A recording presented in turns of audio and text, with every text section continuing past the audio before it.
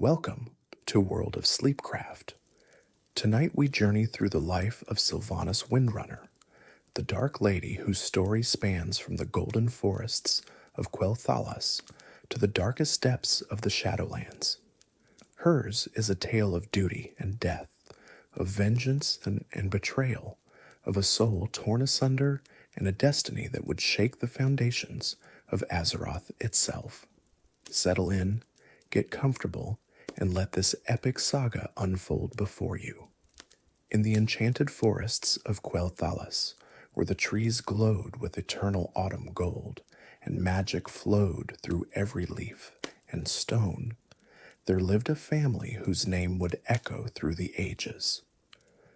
The Windrunners were among the most distinguished of all high elven houses, their lineage stretching back through millennia of service to Silvermoon and its people. They made their home at Windrunner Spire, a graceful tower that rose above the forest canopy, its white stone gleaming in the perpetual twilight that filtered through the magical barrier protecting their homeland. The matriarch of this noble house was Larissa Windrunner, who held the prestigious title of Ranger-General of Silvermoon. This was no ceremonial position, but rather the highest military command among the High Elves, responsible for the defense of all Quel'Thalas against any threat that might emerge from the forests beyond their borders. Larissa had earned this rank through decades of service, her skill with bow and blade unmatched among her peers, her tactical brilliance legendary among the Ranger Corps she commanded. Larissa bore 4 children, each of whom would leave their mark upon history in different ways. The eldest was Alleria, fierce and proud, who inherited her mother's martial prowess and would eventually become one of the most celebrated warriors in Alliance history. The youngest daughter was Verissa, gentler in temperament, but no less skilled, who would find her own path among humans and eventually become the leader of the Silver Covenant. There was also a son, Lirith, the only boy among the siblings, who brought joy to the household with his gentle spirit and artistic nature. And then there was Sylvanas, the middle daughter, who would one day be known by many names: the Ranger-General, the Banshee Queen, the Dark Lady, the Warchief. But in those early years, she was simply a young elf growing up in the sheltered beauty of Quel'Thalas, learning the ways of her people beneath the golden boughs of the eternal forest. The High Elves had lived in Quel'Thalas for nearly 7,000 years, ever since their ancestors had sailed across the sea from the ancient land of Kalimdor. They had founded their kingdom upon the site of a powerful ley line nexus, harnessing its magical energies to create the Sunwell, a font of arcane power that sustained their entire civilization. The Sunwell's energies flowed through every high elf, granting them extended lifespans, enhanced magical abilities, and a connection to one another that transcended mere kinship. The creation of the Sunwell had been one of the most remarkable achievements in elven history. When the highborn exiles first arrived on the shores of what would become Quel'Thalas, they carried with them a vial of water from the Well of Eternity, the original source of arcane power that had been destroyed in the Sundering 10,000 years before. Using this precious remnant, they created a new font of magical energy, one that would sustain their civilization through the ages to come. The Sunwell was not merely a source of power, but a living thing, a wellspring of magic that grew and evolved as the centuries passed. The connection between the High Elves and their Sunwell was profound and inescapable.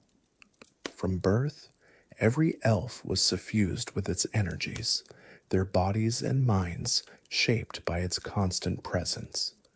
They could feel it like a heartbeat, a steady pulse of power that flowed through their veins and filled their thoughts with its radiance. This connection gave them abilities that other races could only envy: resistance to disease and aging, innate talent for spellcasting, and a sensitivity to magical currents that bordered on the supernatural. But it also made them dependent, their very survival tied to the continued existence of their golden font.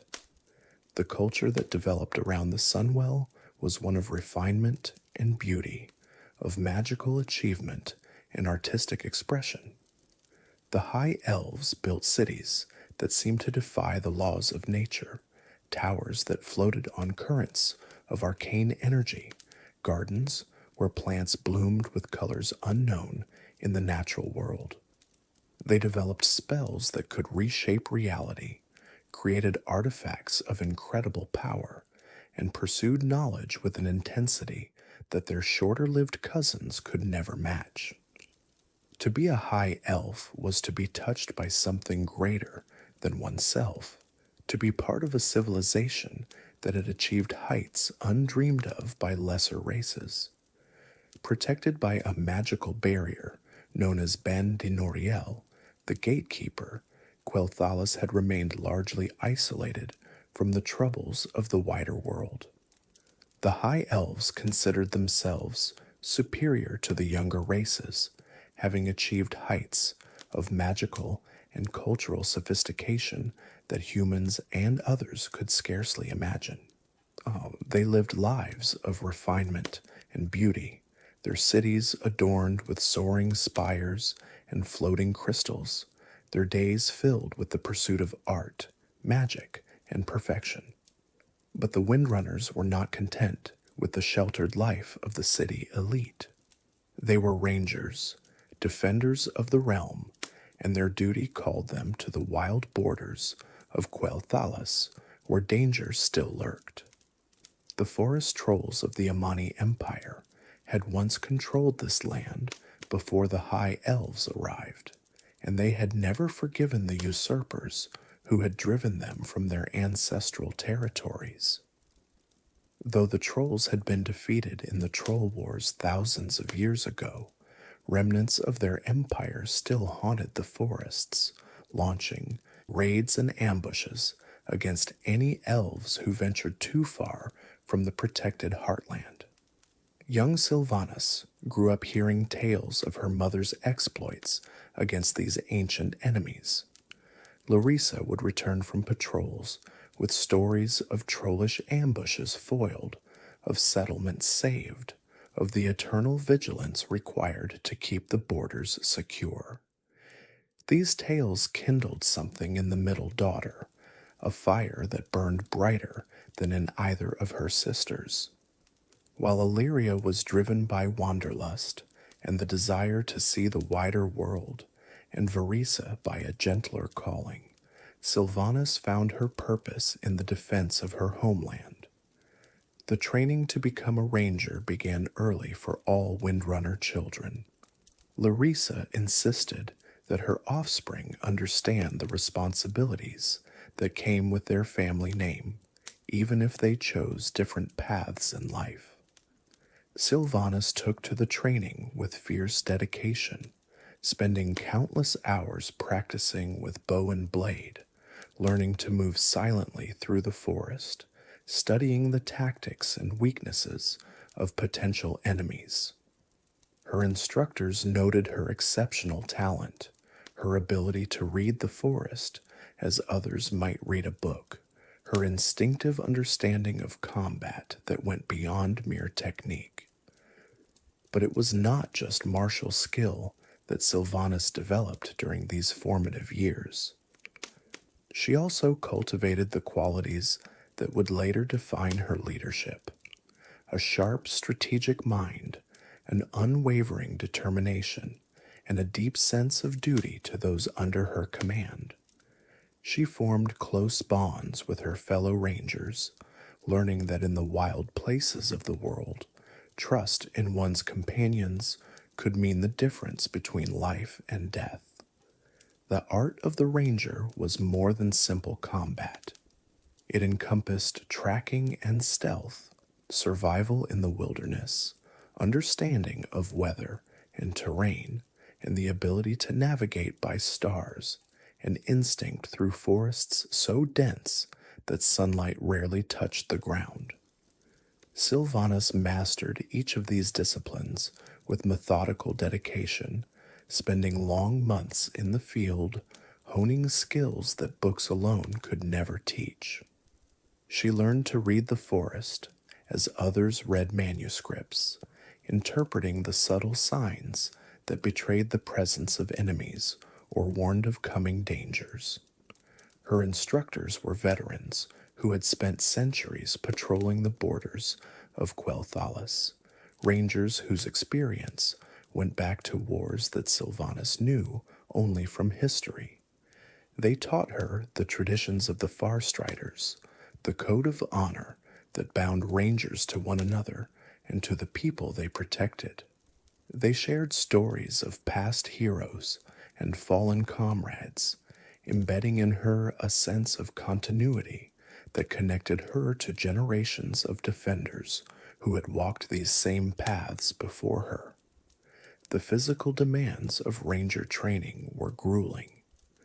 Days began before dawn and often continued long after darkness fell. Trainees were pushed to their limits and beyond, learning to function effectively while exhausted, hungry, and in pain. Sylvanas discovered reserves of endurance she had not known she possessed, pushing through barriers that her body insisted were absolute, finding strength in the knowledge that others depended on her success. The mental challenges were equally demanding. Rangers needed to think quickly and clearly under pressure, to make life or death decisions with incomplete information, to maintain composure when everything seemed to be falling apart. Sylvanas learned to compartmentalize her emotions, to set aside fear and doubt when action was required, to analyze situations with cold logic, even as chaos erupted around her. These skills would serve her well in the trials to come, though they would also contribute to the detachment that characterized her later, darker years.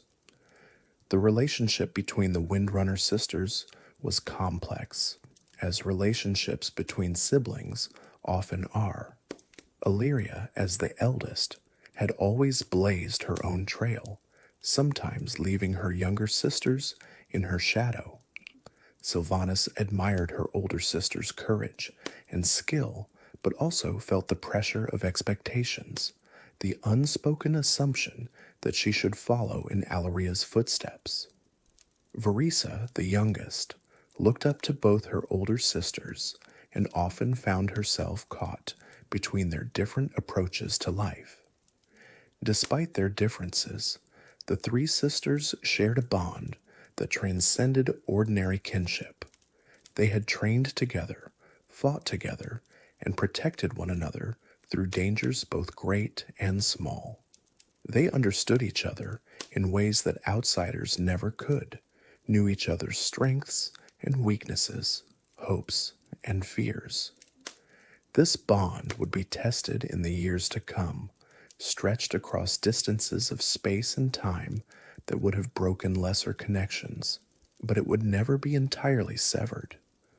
Lirith, the only brother, held a special place in all their hearts.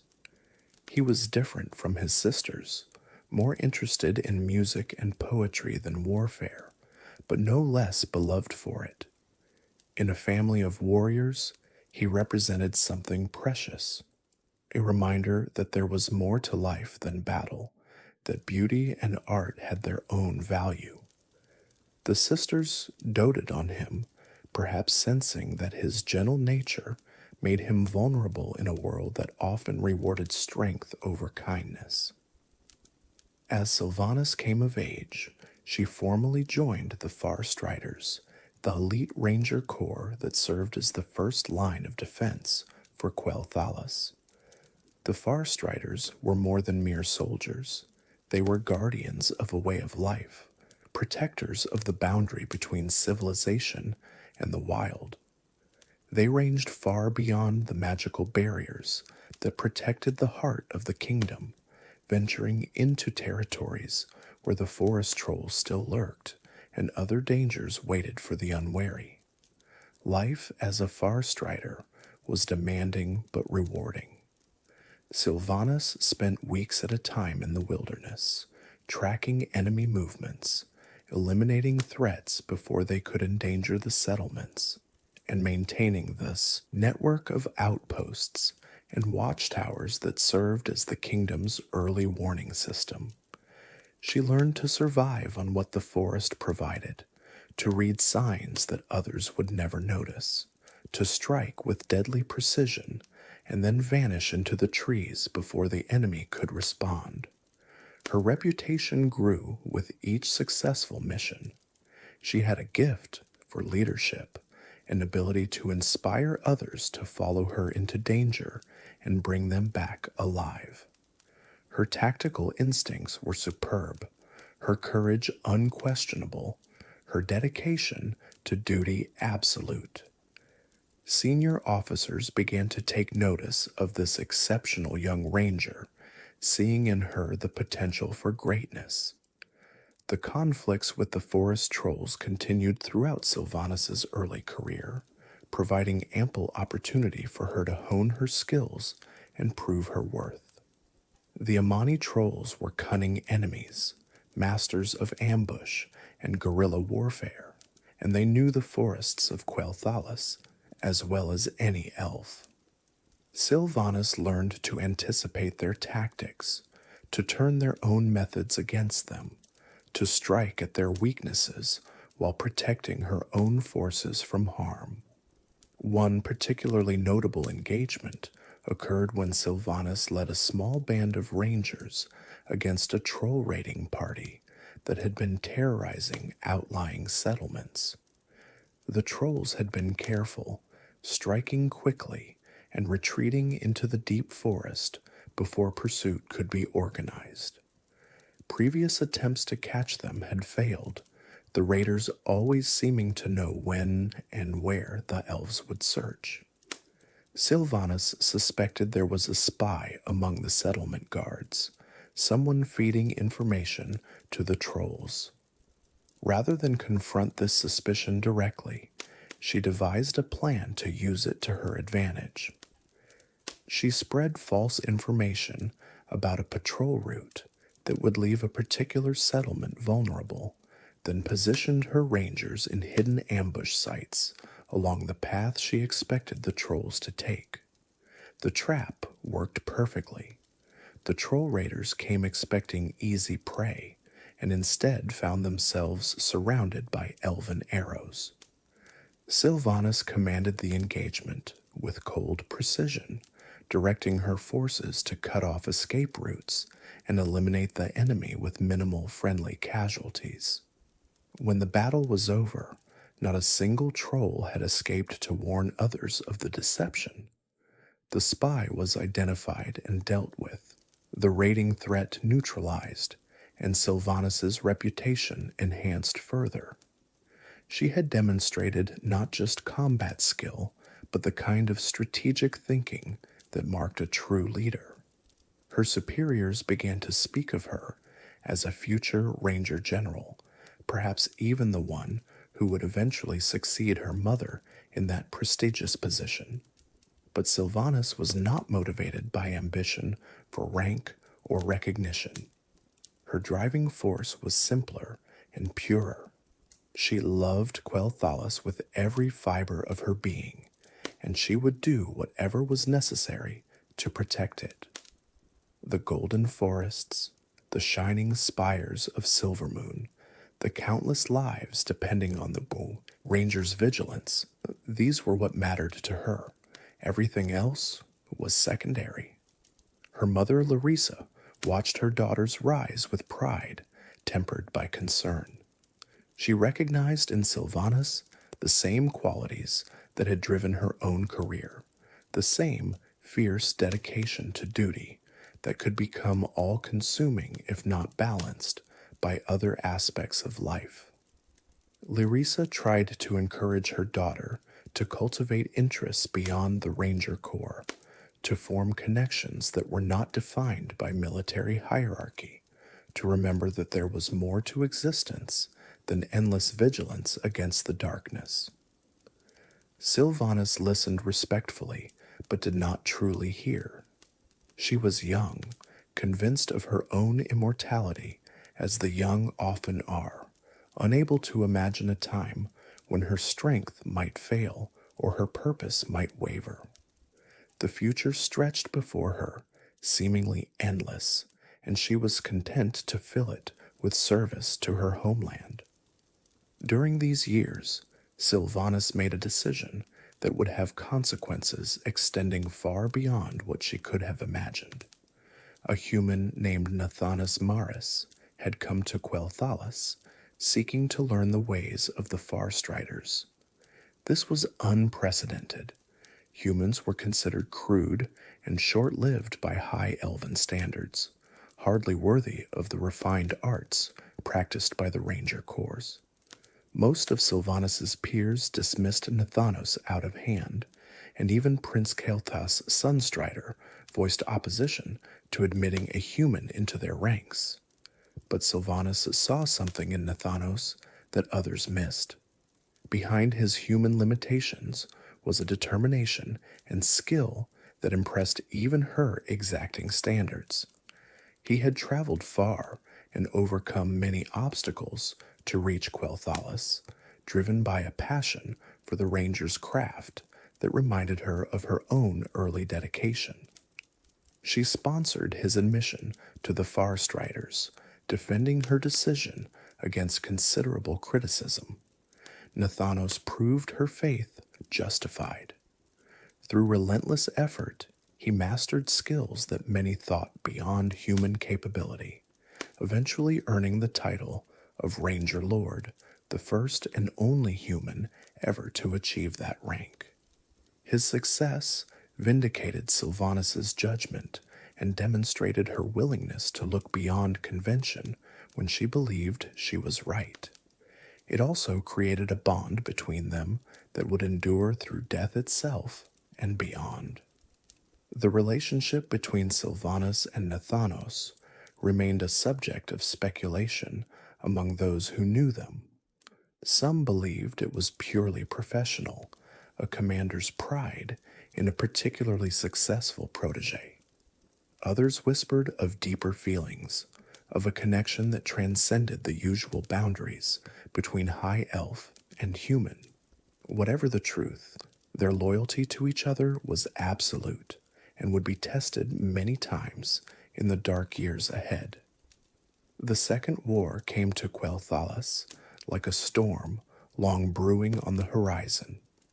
The orcs, savage green-skinned invaders from another world, had destroyed the human kingdom of Stormwind and now marched north, their horde growing with each conquest.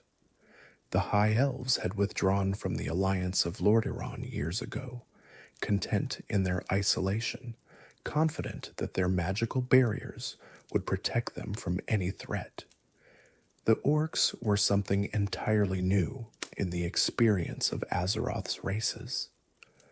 They had come through a great portal from another world called Draenor, their bodies corrupted by demonic magic, their minds filled with bloodlust instilled by their fell masters. The first wave of invasion had caught the human kingdoms completely off guard. The proud nation of Stormwind, falling before the defenders, could even mount an effective resistance. Refugees from the south brought tales of orcish brutality that seemed too horrible to believe. Entire cities put to the torch, populations slaughtered or enslaved, the land itself poisoned by the fell corruption the orcs carried with them. The kingdoms of the north had united in response, forming an alliance of human nations joined by the dwarves of Ironforge and reluctantly the high elves of Quel'Thalas. Sylvanas had been too young to play a significant role in the political negotiations that brought her people into the alliance, but she understood the stakes. If the Horde was not stopped, if it was allowed to sweep across the continent unchecked, eventually it would reach Quel'Thalas. The magical barriers might delay the inevitable, but no defense lasted forever against a sufficiently determined enemy. Better to meet the threat abroad than to fight it on home soil. The High Elves who joined the alliance did so with reservations. They considered themselves superior to the younger races, their civilization more refined, their magic more sophisticated. The idea of fighting alongside humans and dwarves, of taking orders from commanders who lacked even a fraction of elven experience, rankled many of her peers. But necessity made strange allies, and the alternative was worse. But the Horde was not so easily deterred. They had allied with the Amani trolls, the ancient enemies of Quel'Thalas, and together they launched an assault on the elven kingdom that shattered the complacency of centuries. For the first time in living memory, foreign invaders threatened the very heart of the high elven homeland. Sylvanas and her rangers found themselves fighting a new kind of enemy. The orcs were nothing like the trolls they had battled for so long. They were organized into a massive army, equipped with siege weapons and war machines, led by cunning commanders who understood large-scale warfare. The hit-and-run tactics that worked against troll raiding parties were insufficient against an enemy that could absorb losses and keep advancing. The defense of Quel'Thalas during the Second War tested every skill Sylvanas possessed. She coordinated with human and dwarven forces who had come to aid the embattled elves, learning to work with allies whose methods and motivations differed vastly from her own. She led desperate holding actions against orcish advances, buying time for civilians to evacuate, making the invaders pay dearly for every inch of ground they gained. Her sister Alleria had already left Quel'Thalas before the invasion, joining the Alliance forces under the command of the paladin Turalyon. From afar, Sylvanas heard tales of Alleria's exploits, of her fierce vengeance against the orcs who threatened everything they loved. The two sisters were fighting the same war on different fronts, united in purpose, even as distance separated them physically. The turning point came when Alliance forces managed to trap the main Horde army between their advancing forces and the elven defenders. Sylvanas's rangers played a crucial role in this maneuver, using their knowledge of the terrain to guide Alliance troops through paths the orcs did not know existed. The resulting battle was a decisive victory, breaking the back of the orcish invasion and driving the Horde back from Quel'Thalas. The war continued in other lands, but Quel'Thalas had been saved. Sylvanas emerged from the conflict with her reputation further enhanced, her leadership during the darkest hours, having proven her capabilities beyond doubt. When the war finally ended with the Alliance's victory, she attended the celebrations in Stormwind, representing her people alongside other heroes of the conflict. It was there that she learned her sister Alleria had not returned from the war. Alleria had volunteered for an expedition beyond the Dark Portal, pursuing the remnants of the Horde to their homeworld of Draenor. The portal had been destroyed, trapping Alleria and her companions on the other side, their fate unknown. The sister Sylvanas had grown up admiring was gone, perhaps forever, lost in a distant world beyond any hope of rescue. The loss affected Sylvanas deeply, though she hid her grief behind the stoic mask that duty demanded. She authored the dedication on the statue erected in Alaria's honor, choosing words that captured both her sister's heroism and her own sense of loss. But there was no time for extended mourning. The responsibilities of defending Quel'Thalas continued, and the Rangers looked to their leaders for strength, not sorrow. In the aftermath of the Second War, the High Elves made a decision that would have far-reaching consequences. Disgusted by what they saw as the Alliance's failure to adequately protect Quel'Thalas during the Orcish invasion, they withdrew from the coalition of kingdoms, retreating once more into their traditional isolation. Sylvanas disagreed with this decision privately, but accepted it as the will of her people's leaders. Her duty was to defend Quel'Thalas, not to make policy. The debate within Silvermoon had been fierce. Some argued that the alliance represented the future, that cooperation with the younger races offered opportunities that isolation could never provide. Others insisted that the High Elves had always been apart from the world's troubles, that their civilization had thrived for millennia by avoiding the conflicts of lesser peoples. The isolationists won, driven largely by resentment over the damage Quel'Thalas had suffered and the perception that human generals had treated elven forces as expendable. Sylvanas saw the truth that both sides missed, that the world was changing, that the isolation which had protected Quel'Thalas for so long could not last forever. The orcs had proven that threats could emerge from beyond any imaginable horizon, that magical barriers alone could not guarantee safety. If the High Elves retreated behind their walls and pretended the outside world did not exist, eventually that world would force its way in. But her voice carried little weight in the councils of Silvermoon.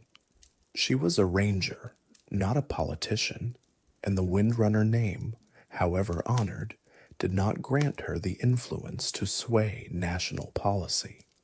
She returned to her duties, training new recruits, patrolling the borders, preparing for dangers that the kingdom's leaders preferred not to acknowledge.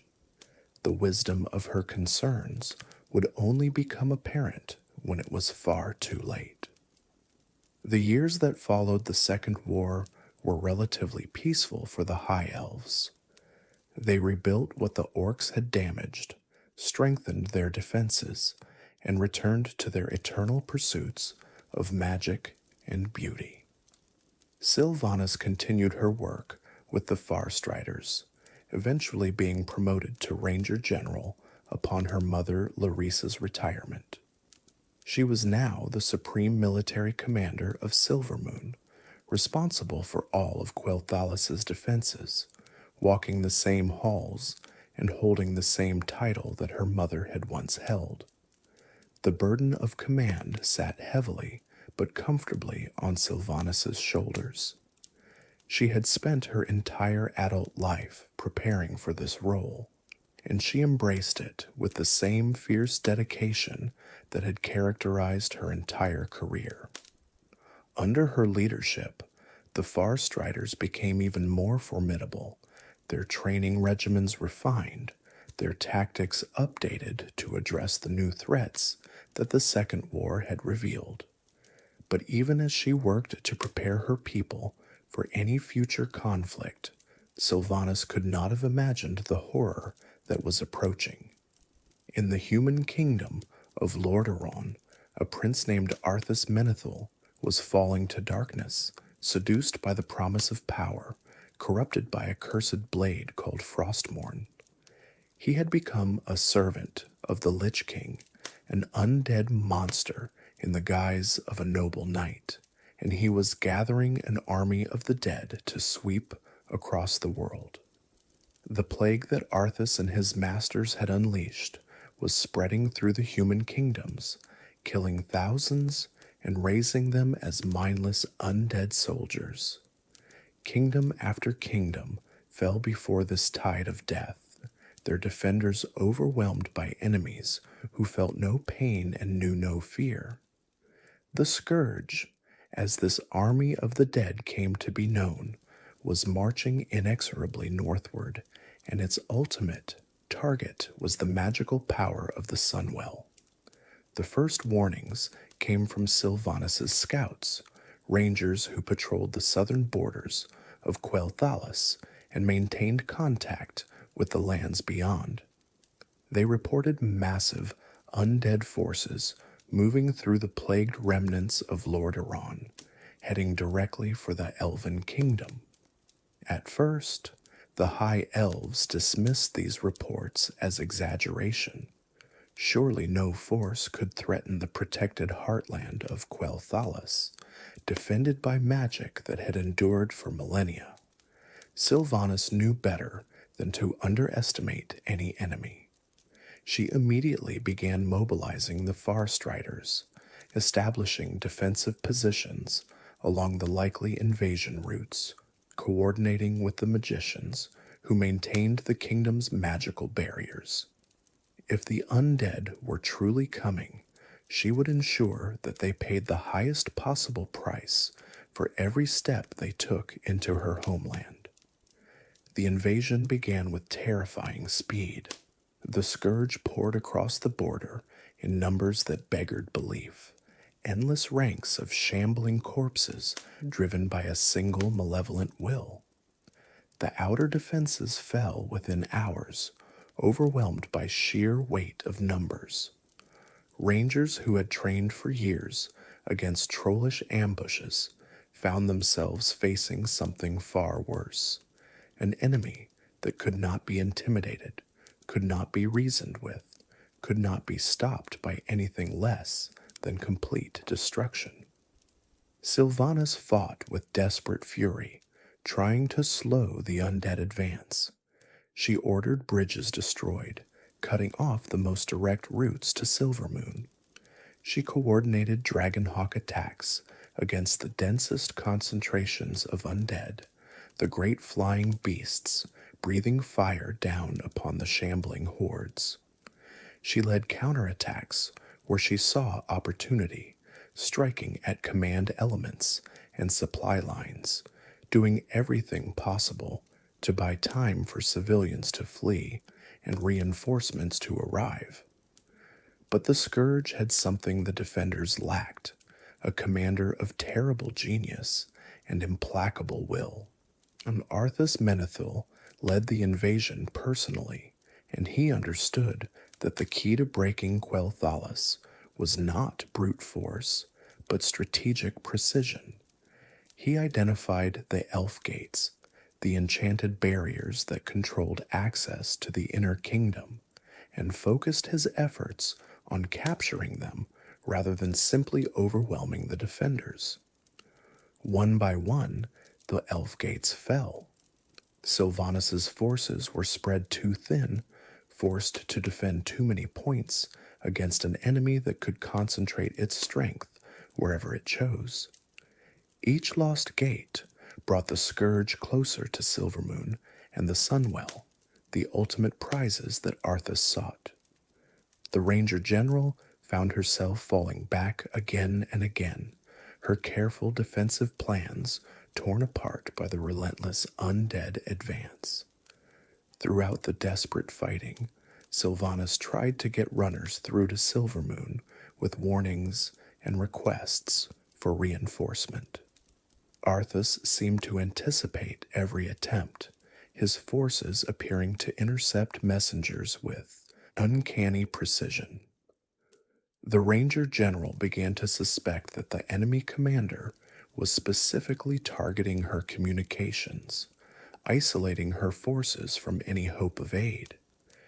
The two adversaries never met directly during this phase of the campaign, but they were engaged in a deadly game of move and countermove.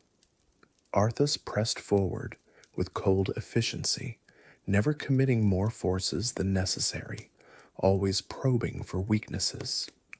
Sylvanas fought back with every trick and tactic she knew, making the Death Knight earn every victory with the blood of his undead soldiers. But the outcome was never truly in doubt. The Scourge was simply too numerous, too relentless, too well led.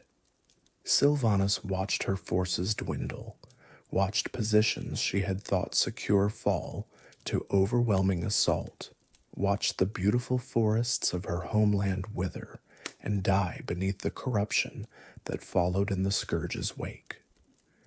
Everything she had spent her life defending was being destroyed before her eyes. The final confrontation came east of Fairbreeze Village, on ground that Sylvanas had chosen for a last stand. Her surviving rangers gathered around her, exhausted but determined, ready to sell their lives as dearly as possible.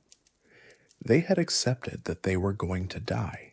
All that remained was to make their deaths mean something, to delay the Scourge long enough for others to escape, to wound the enemy so badly that their eventual victory would feel like defeat. The ground she had chosen was tactically sound, a ridge that commanded clear sight lines in all directions, with rocky outcroppings that provided cover for archers. Behind them, the path to Silvermoon wound through terrain that would slow any pursuit, buying additional time for the evacuations still underway. It was the best position available, chosen by an expert eye, though Sylvanas knew it would not be enough. Her rangers numbered perhaps a few dozen, where once she had commanded thousands. The rest had fallen in the running battle across Quel'Thalas, their bodies now serving the enemy they had died fighting. Some of the undead approaching her position wore faces she recognized, colleagues and friends transformed into shambling horrors. It was a cruelty designed to break the defenders' morale, and it was devastatingly effective.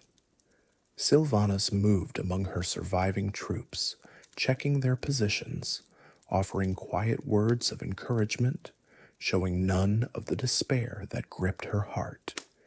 They needed her to be strong, to be the unbreakable commander they had always known. If she faltered now, they would falter with her, and the Scourge would sweep over them in moments, rather than the hours she hoped to buy. The wait before the final assault was the hardest part.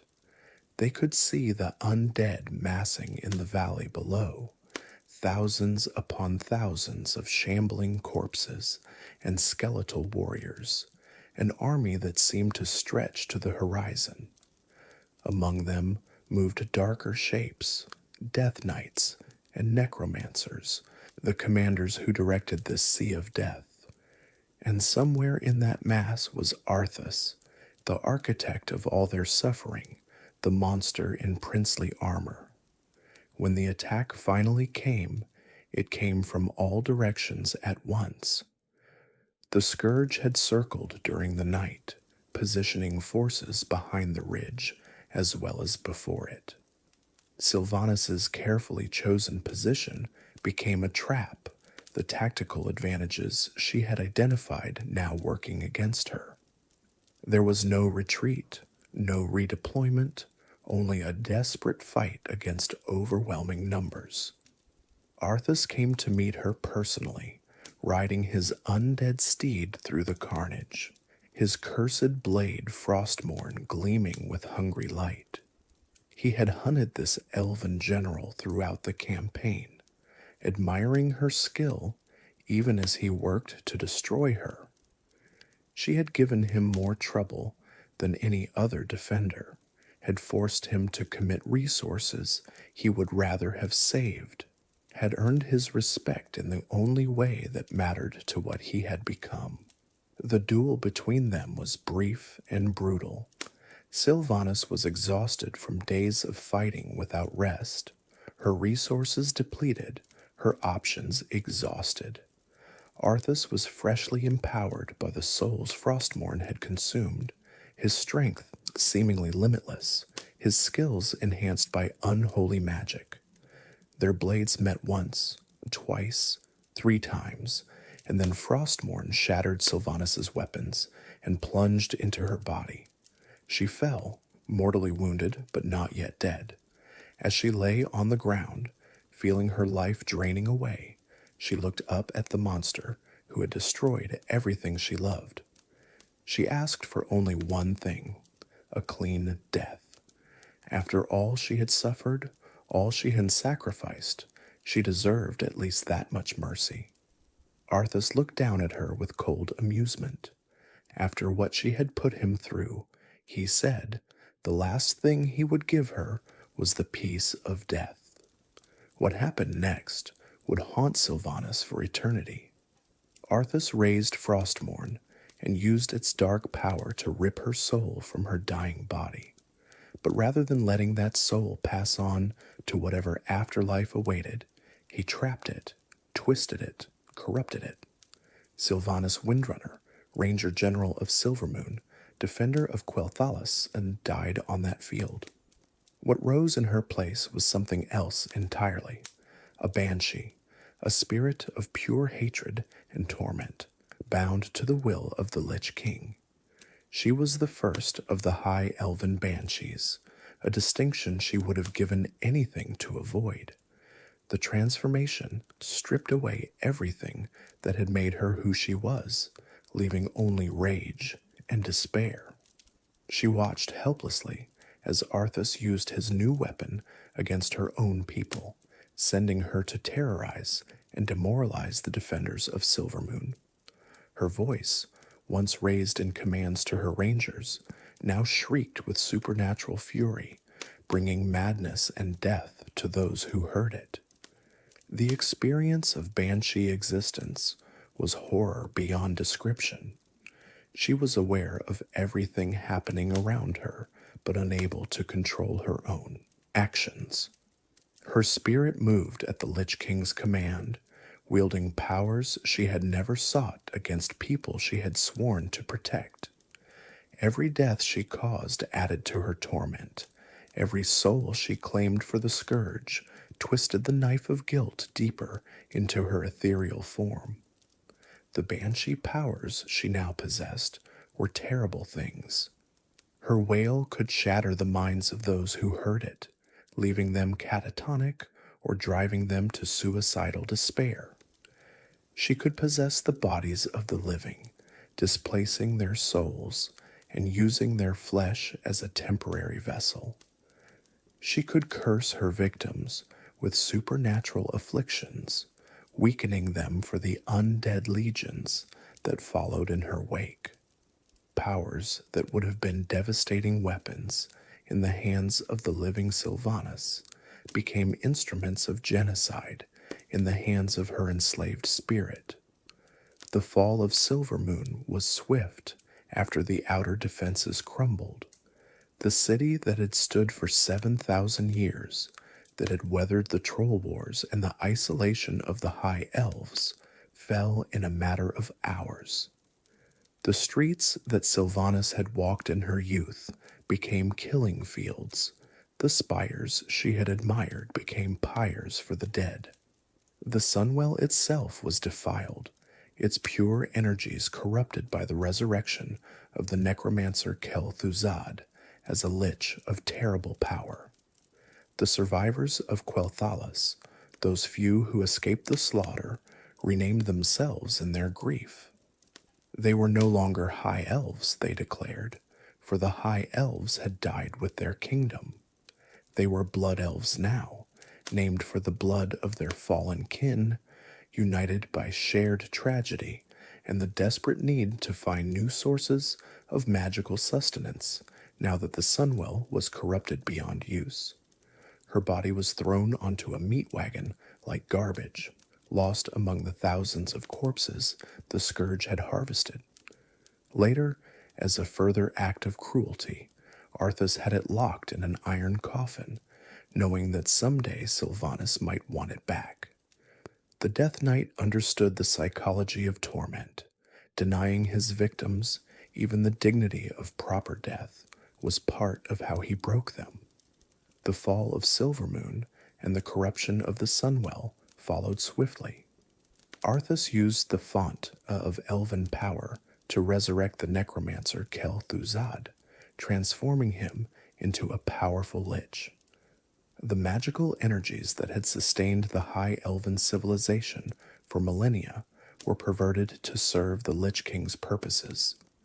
Quel'Thalas, the Golden Kingdom that had endured for 7,000 years, was destroyed in a matter of days. Through it all, Sylvanas served as one of the Lich King's most effective weapons. Her knowledge of elven tactics and defenses made her invaluable in hunting down survivors. Her commanding presence, twisted into something terrible, broke the morale of resistance fighters who recognized what she had become. She was a symbol of the Scourge's absolute victory, proof that even the mightiest defenders could be turned into instruments of destruction. But deep within the tormented spirit that Sylvanas had become, something remained. A spark of her former self, buried beneath layers of compulsion and corruption, refused to be extinguished entirely.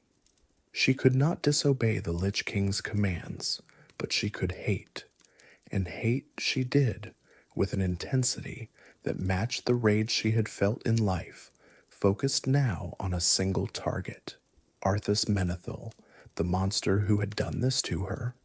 The hate became her anchor, the one thing that was truly her own in an existence where everything else was controlled. When she was forced to kill, she imagined it was Arthas she was striking. When she was sent to terrorize, she saved her true fury for the memory of the prince who had destroyed her. The hate kept her sane, or at least prevented her from losing herself entirely in the madness of undeath. Other banshees served the Scourge, but none were quite like Sylvanas. The Lich King had crafted her to be a weapon of psychological warfare, a symbol of his power over even the mightiest defenders.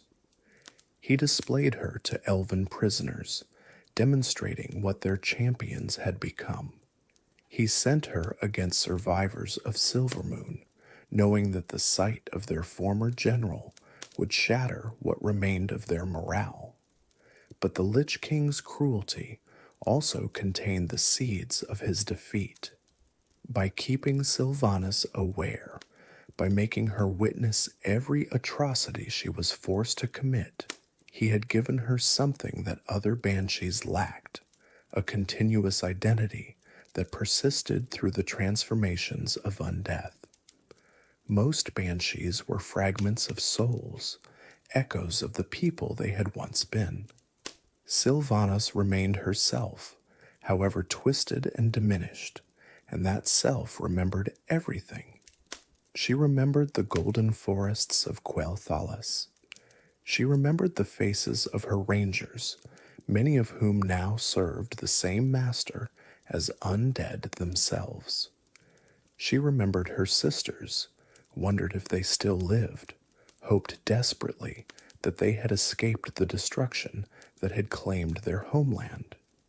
She remembered what it meant to be free, and that memory kept hope alive, even in the darkest depths of servitude. The opportunity for vengeance came from an unexpected source. Illidan Stormrage, the demon hunter who had once been imprisoned for 10,000 years, launched an assault on the frozen throne in distant Northrend. His attack, though ultimately unsuccessful, weakened the Lich King's control over his servants. Throughout the Scourge's vast domains, undead creatures began to regain fragments of their free will. Sylvanas felt the chains binding her mind begin to loosen. For the first time since her death, She could think clearly, could remember who she had been, could contemplate actions that were not dictated by the Lich King's will. The sensation was overwhelming, a mixture of joy and horror as she confronted what she had become and what she had done in servitude. She was not the only one to break free.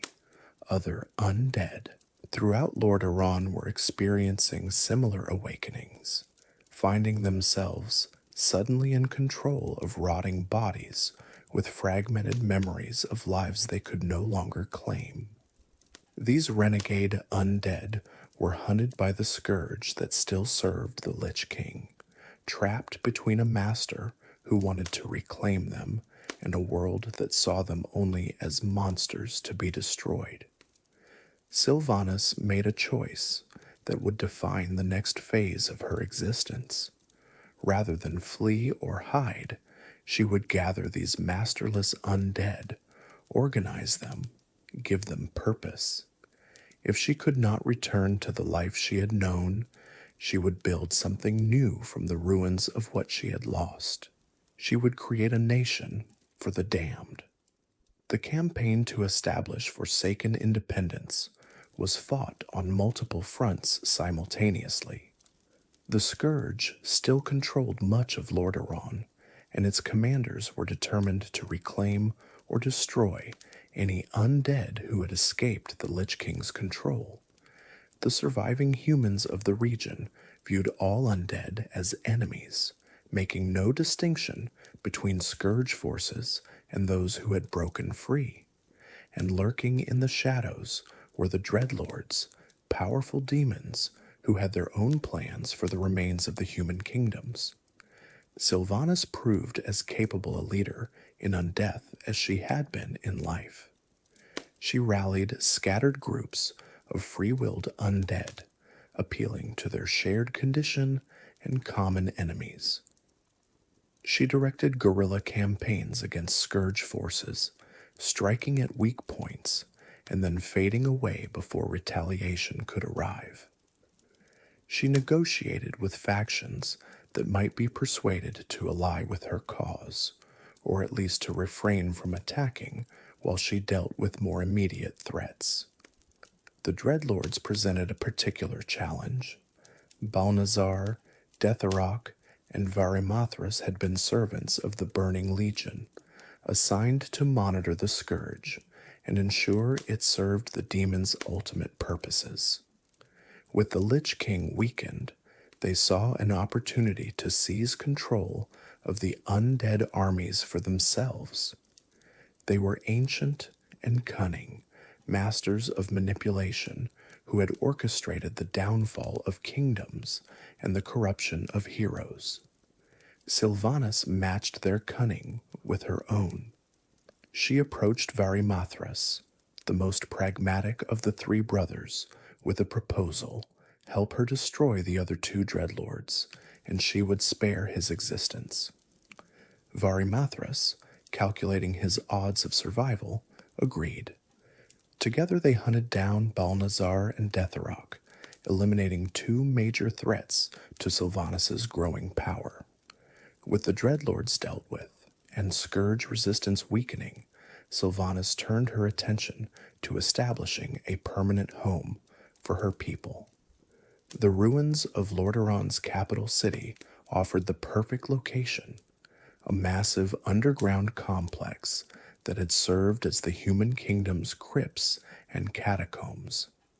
Expanded and fortified, this undercity would become the capital of the Forsaken Nation. The conquest of the Undercity was itself a significant military operation. The ruins were not empty. Scourge forces still lurked in the tunnels, and other creatures had made the abandoned halls their home. Sylvanas led her forces through the darkness, clearing chamber after chamber, establishing control over an area that would grow to encompass miles of underground passages. The work took months, but when it was complete, the Forsaken had a stronghold that could withstand almost any assault.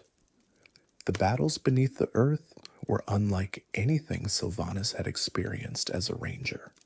The cramped corridors and lightless chambers negated many of the tactical advantages she had relied upon in life.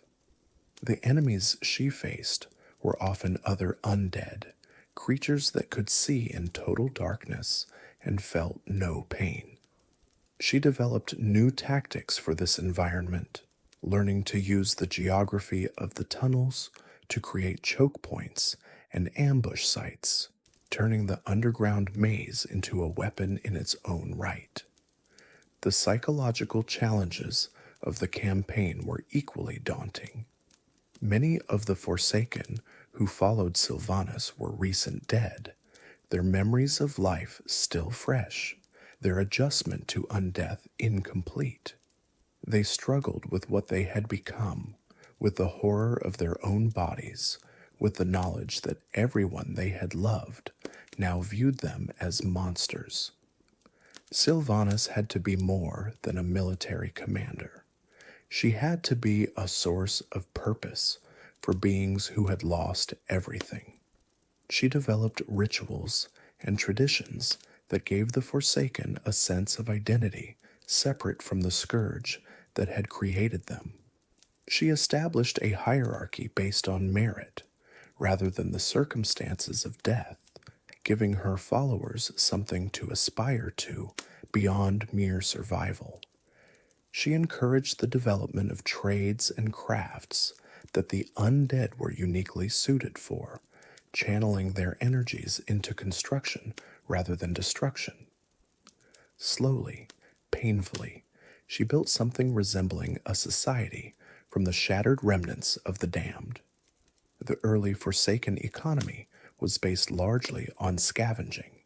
The ruins of Lord Aeron contained vast quantities of materials left behind by the living, everything from weapons and armor to books and artwork. Forsaken teams combed through the wreckage, salvaging anything that might be useful, cataloging what they found, building stockpiles of resources. It was grim work, picking through the possessions of the dead, but it was necessary for survival. The architecture of the Undercity reflected its origins and its new purpose.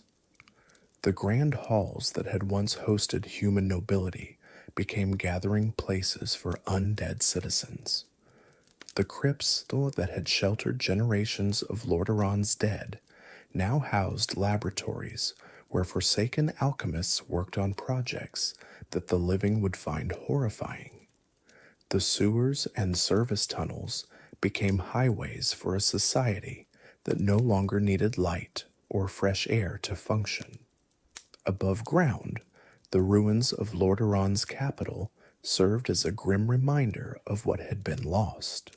Throne room where King Tyrannus had held court, where Arthas had murdered his own father to complete his fall into darkness, remained largely intact. Sylvanas claimed it as a symbol, a throne room for a queen of the damned, though she rarely sat upon the throne itself. She preferred to walk among her people, inspecting defenses, reviewing projects, maintaining the constant vigilance that had defined her in life. The Forsaken society that developed under Sylvanas's leadership was unlike anything that had existed before. Its citizens were not bound by the needs of the living. They did not need to eat, did not need to sleep, did not age or sicken from natural causes. This freedom from biological necessity allowed them to pursue goals that would have been impossible for mortal societies. Forsaken crafters could work continuously for weeks on end. Forsaken soldiers could march without rest, fight without fatigue, endure wounds that would kill the living. But undeath also brought challenges that the living never faced. The Forsaken bodies were corpses, subject to decay and damage that could not be healed through normal means. Many struggled with fragmented memories, with the psychological trauma of remembering lives they could no longer live. Some retained connections to family members who were now terrified of them, who saw them as monsters wearing the faces of loved ones. The transition from human to Forsaken was not just physical, but existential, and not all who made it emerged intact. Sylvanas understood these struggles, even if she did not always show sympathy for those who succumbed to them. She had her own demons to wrestle with, her own memories of a life that felt increasingly distant, but she could not afford to be paralyzed by grief or regret. Her people needed leadership, and she would provide it regardless of the cost to herself. The Royal Apothecary Society emerged during this period as one of the most important institutions in Forsaken society.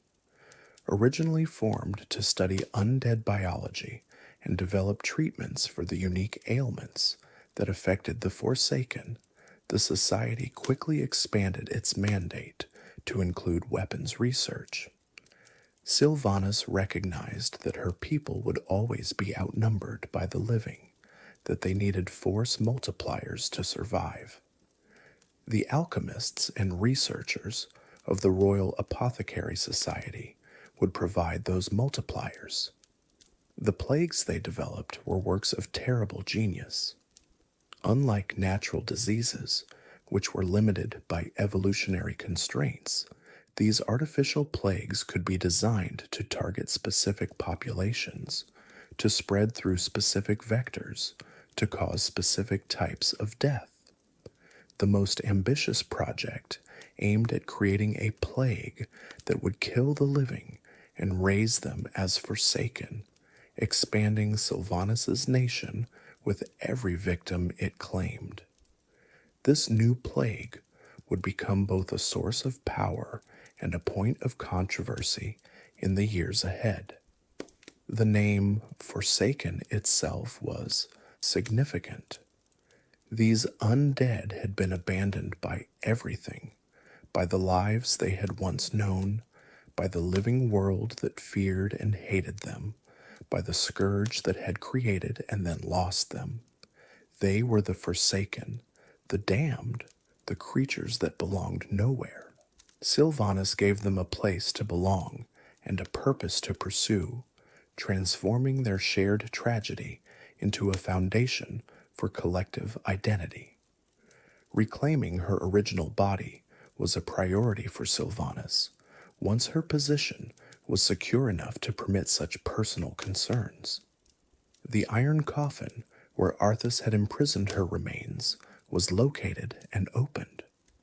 Through dark magic, she reunited her spectral form with her physical corpse, becoming a Dark Ranger, a type of undead that retained more of their living capabilities than the shambling corpses of the common Scourge.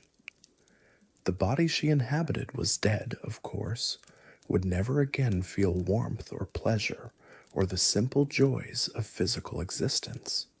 Her skin was gray, her eyes glowed with unholy light, and her heart would never beat again. But having a body, even a dead one, was better than existing as a disembodied spirit. It gave her options that a Banshee would not have, capabilities that would prove useful in the conflicts ahead. The Forsaken's position remained precarious. They were surrounded by enemies on all sides, Scourge remnants that still contested control of Lord Aeron, human forces that refused to acknowledge any difference between free-willed undead and their mindless former masters, and various other factions with their own agendas for the region. Sylvanas needed allies, and there was only one realistic option. The Horde had reformed under the leadership of Thrall, a young orc who sought to redeem his people from their demonic corruption and build a new society based on honor rather than conquest. The Horde included orcs, trolls, and tauren, races that the alliance of humans, dwarves, and elves had fought against in previous wars. They were outcasts in their own way, seeking a place in a world that viewed them with suspicion and hostility. Thrall's vision for the Horde was remarkably different from the war machine that had ravaged Azeroth during the First and Second Wars. He dreamed of a coalition of peoples united by shared values rather than shared enemies, a society where honor and loyalty meant more than conquest and domination. The orcs would farm and build rather than pillage and destroy. The trolls would find a home after centuries of displacement. The Tauren would have allies to stand against the centaur and other threats that plagued their ancestral lands. This vision had obvious appeal for Sylvanas, though for different reasons than Thrall intended. She cared nothing for honor or redemption in the abstract. What mattered was that the Horde offered protection that the Forsaken could not provide for themselves. The Alliance would never accept her people, would always see them as monsters to be purged. The Team Horde, composed of races that the humans also viewed with suspicion, might be willing to extend a hand to those who were similarly marginalized. The negotiations between Sylvanas and the Horde leadership were delicate and sometimes tense. Many orcs had lost family members to the plague that created the Forsaken, had fought against the Scourge alongside Alliance forces. The idea of allying with undead creatures made from that same plague sat poorly with warriors who valued life and strength above all else. Tauren shamans found the very existence of the Forsaken spiritually disturbing, an affront to the natural order they held sacred. Sylvanas approached the Horde with a practical proposition.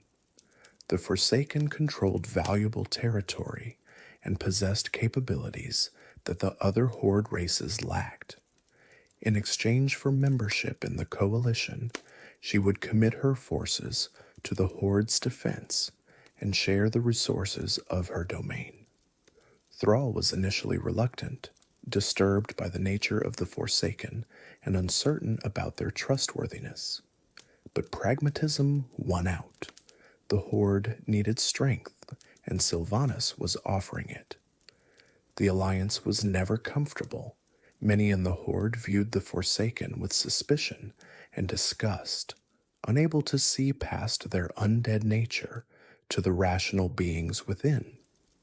Sylvanas herself cared nothing for the Horde's concepts of honor and brotherhood. She saw the alliance purely in terms of strategic advantage, but it provided what she needed most: protection from the many enemies who would otherwise have overwhelmed her fledgling nation. The years following the Forsaken's establishment saw Sylvanas consolidating her power and pursuing her own agenda within the framework of Horde membership. Her position required constant balancing, maintaining good relations with Horde leadership while advancing specifically Forsaken interests, supporting Horde military campaigns while developing capabilities that served her own purposes. She excelled at this political maneuvering, her experience as Ranger-General having taught her much about navigating hierarchies while pursuing independent objectives. The Royal Apothecary Society continued its research into plagues and biological weapons, producing results both useful and horrifying. Grand Apothecary Putris emerged as the leader of this organization, a brilliant but unstable mind whose loyalty to Sylvanas would later prove questionable. The new plague project progressed slowly, encountering setbacks and breakthroughs in roughly equal measure. Other weapons research produced more immediately practical results: poisons for Forsaken assassins, alchemical grenades for soldiers, healing compounds that worked on undead tissue. Nathanos Maris, Sylvanas' old human protege from her days as Ranger-General, rejoined her in undeath. He had been killed during the Scourge invasion and had risen as a mindless undead, but Sylvanas arranged for his consciousness to be restored through dark magic. The process left him bound to her will in ways that went beyond mere loyalty, though Nathanos insisted he served willingly. He became her champion, her most trusted agent, undertaking missions too important or too sensitive for anyone else. The relationship between Sylvanas and Nathanos in death mirrored what it had been in life, though with darker overtones. He remained devoted to her beyond reason, defending her decisions even when he privately disagreed, serving as her eyes and ears when she could not be present personally. Some whispered that their bond was romantic, others that it was something stranger, a connection that transcended normal categories. Neither of them addressed these rumors, and anyone who asked too directly learned not to ask again. Sylvanas also maintained contact with her sisters, though these relationships had become complicated by her transformation. Varisa remained in the living world, leading the Silver Covenant and nursing her own grief over losses suffered during the wars. The two sisters met occasionally, their conversations mixing old affection with new awkwardness. Varisa could not fully accept what Sylvanas had become, but she also could not entirely abandon the sister she had grown up with. Alaria's fate remained unknown during these years. The expedition beyond the dark portal had vanished into the twisting nether, lost somewhere in the spaces between worlds. Sylvanas sometimes wondered what her eldest sister would think of what she had become, whether Alaria would understand the choices she had made, whether they could ever be truly family again. These thoughts were quickly suppressed. Dwelling on the impossible helped no one. The campaign against the Scourge continued as well. Though the immediate threat to the Forsaken had been contained, the Lich King remained a power in distant Northrend, and his forces still held territories that Sylvanas claimed for her people. More importantly, Arthas himself still existed, still sat upon the frozen throne, still represented everything that Sylvanas hated most in all the world. Her vengeance was not complete while he continued to exist. When the Alliance and Horde launched their campaign against Northrend, Sylvanas committed Forsaken forces with enthusiasm that surprised some of her nominal allies. This was personal for her in a way that no one else could truly understand. Every step closer to Icecrown Citadel was a step closer to facing the monster who had destroyed her life and damned her soul. She would be there when Arthas fell, or she would die trying. The Wrathgate changed everything. Alliance and Horde forces had fought side by side against the Scourge, a temporary cooperation in the face of a common enemy. They had pushed to the very gates of Icecrown, poised for an assault that would strike at the heart of the Lich King's power. The battle had been fierce, the Scourge defenders throwing everything they had against the combined forces of the living, but progress was being made. Victory seemed possible. Bolvar Fordragon, a paladin of the Alliance, led the assault with High Lord Sourfang the Younger of the Horde at his side.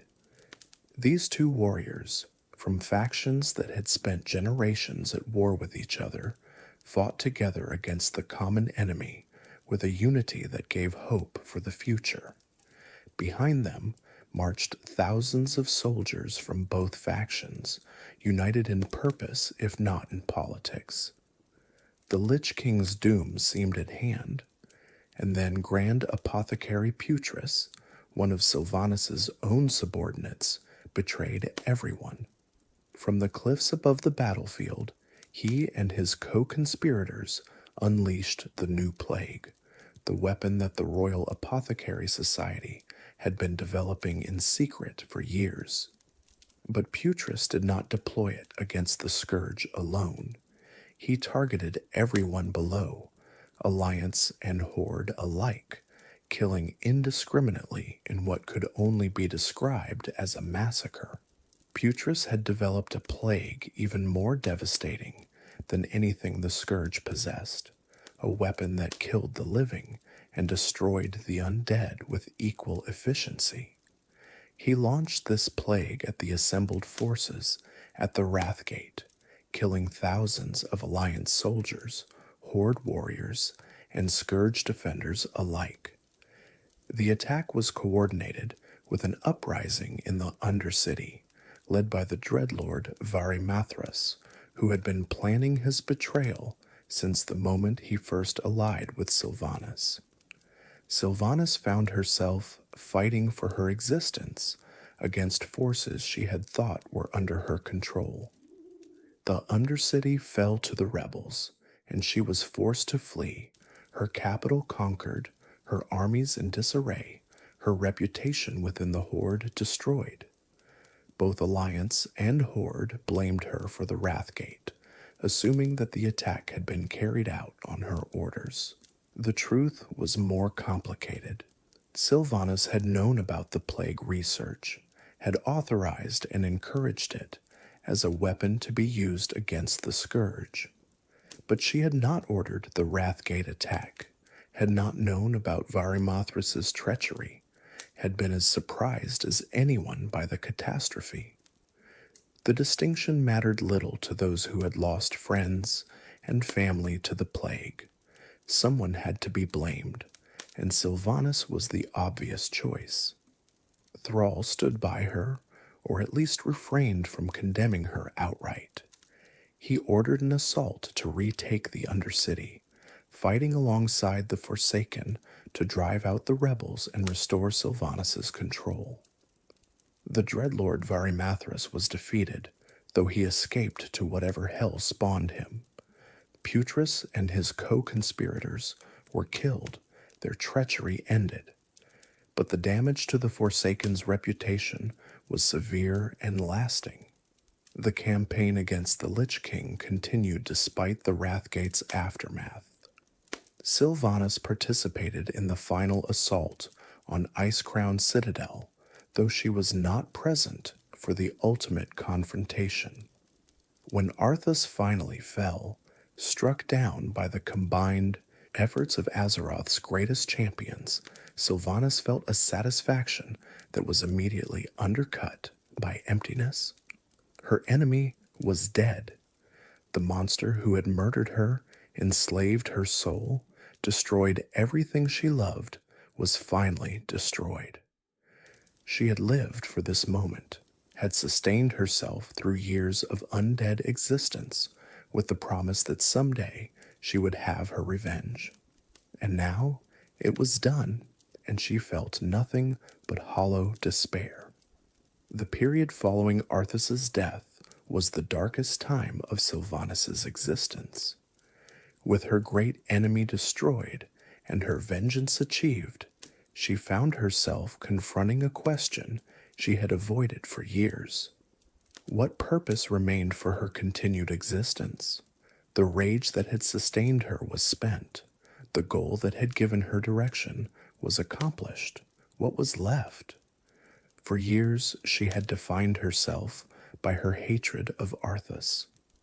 Every decision, every strategy, every alliance had been oriented toward the eventual destruction of the monster who had murdered her. The Forsaken nation she had built was in a very real sense a weapon pointed at Icecrown, a tool for her vengeance as much as a home for the damned. Now that the target was destroyed, the weapon had lost its purpose. The Forsaken themselves still needed her, or so she told herself in the immediate aftermath of Arthas's fall. They were still surrounded by enemies, still struggling for survival in a world that viewed them as monsters. She had responsibilities, obligations that could not be abandoned simply because her personal crusade had ended. These thoughts kept her going through the first days after the Lich King's death, but the emptiness remained, growing larger rather than smaller as time passed. She had sacrificed everything for her vengeance, her life, her soul, her very identity as a living being. She had committed acts in pursuit of that goal that would have horrified the ranger she had once been. And for what? A moment of satisfaction as the champions struck down her tormentor, followed by the realization that nothing had really changed. Arthas was dead, but she was still undead. Her people were still cursed. The world still hated and feared them. Nothing she had done, none of the sacrifices she had made, had actually improved her situation or that of the Forsaken. She had achieved her goal and discovered that the goal was meaningless, that the victory was hollow, that the rage which had sustained her had merely been a distraction from the fundamental horror of her existence. She climbed to the highest point of Ice-Crowned Citadel, the frozen spire where the Lich King had sat upon his throne of ice. Below her stretched the bleak landscape of Northrend, a fitting setting for what she intended to do. She had no reason to continue, no desire to persist in this cursed half-life.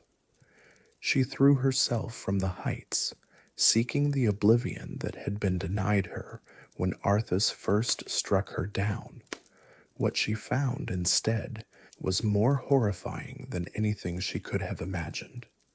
As her spirit left her body, she did not pass into peaceful darkness or reunite with ancestors in some blessed afterlife. Instead, she found herself plunging into an abyss of torment, a realm of endless suffering where souls were twisted and broken for all eternity.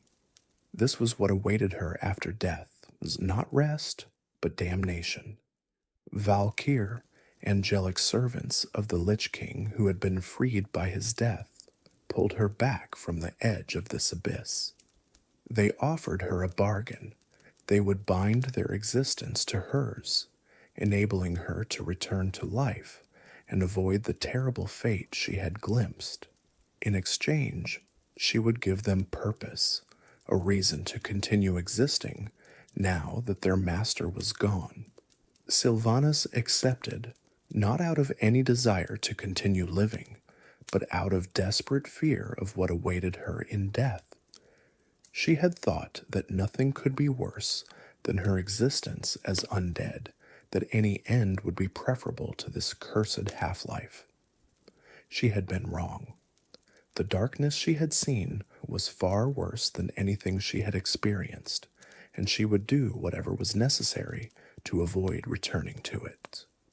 This revelation transformed Sylvanas's priorities. Where before she had been focused on vengeance against Arthas and the defense of her people, now her primary concern became avoiding her own damnation. The Valkyr gave her a stay of execution, not a pardon. Eventually their numbers would dwindle, their power would fade, and she would face that darkness again, unless she found another way. The entity that would later be known as the Jailer reached out to her during this period of vulnerability.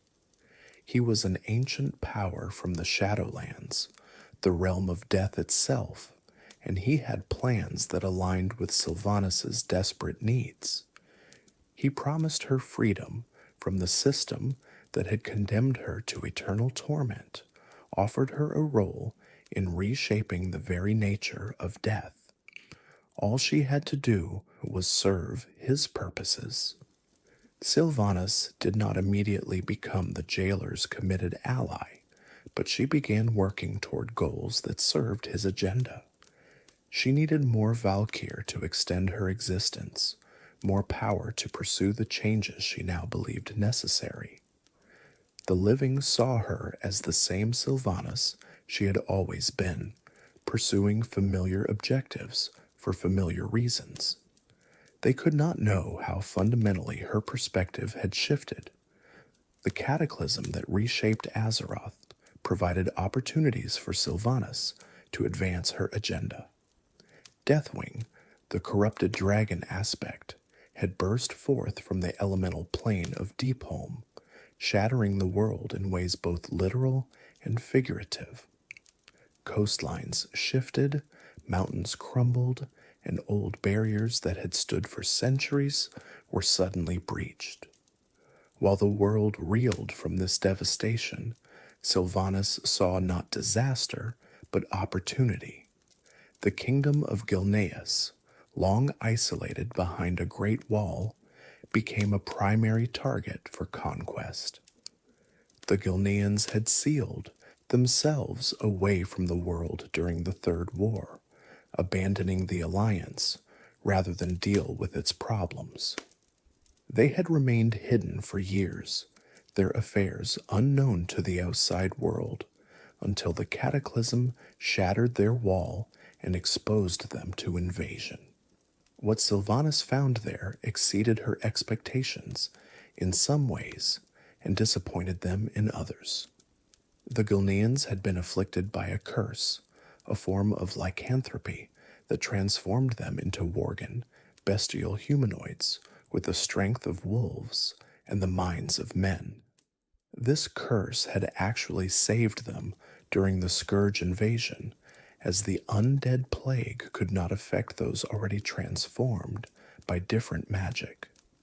The Worgen Gilneans had survived where ordinary humans would have been destroyed, and they had built a society in their isolation that was strange but functional. Garrosh Hellscream had become Warchief of the Horde, and he demanded aggressive action from all Horde races. Sylvanas was happy to oblige when it came to Gilneas, though her motivations differed from the Warchief's. Garrosh wanted territory and glory for the Horde. Sylvanas wanted bodies that could be raised as new Forsaken, new souls to serve her growing nation. The Gilnean campaign revealed the depths to which Sylvanas was willing to sink in pursuit of her goals. She deployed the plague against enemy positions, killing soldiers and civilians alike with weapons that violated every principle of honorable warfare. She raised the dead as mindless servants, then worked to grant them the free will that characterized the Forsaken. She committed atrocities that would have horrified the living Sylvanas, justified by the desperate necessities of undead existence.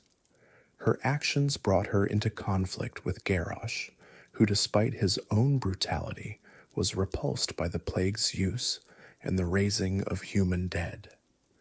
The Warchief forbade further use of the plague, a command that Sylvanas nominally obeyed while continuing secret development through the Royal Apothecary Society.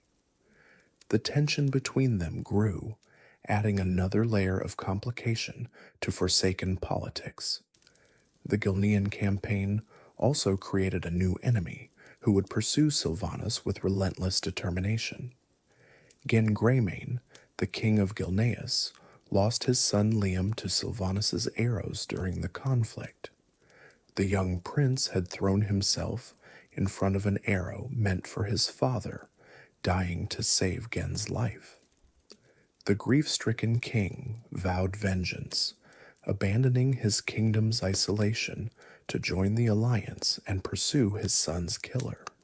His hatred for Sylvanas would burn for years, driving him to actions that would repeatedly interfere with her plans. The worgen nature of the Gilneans proved problematic for Sylvanas's goals in another way. The curse that transformed them resisted the undeath she sought to spread, meaning that Gilnean corpses could not easily be raised as Forsaken.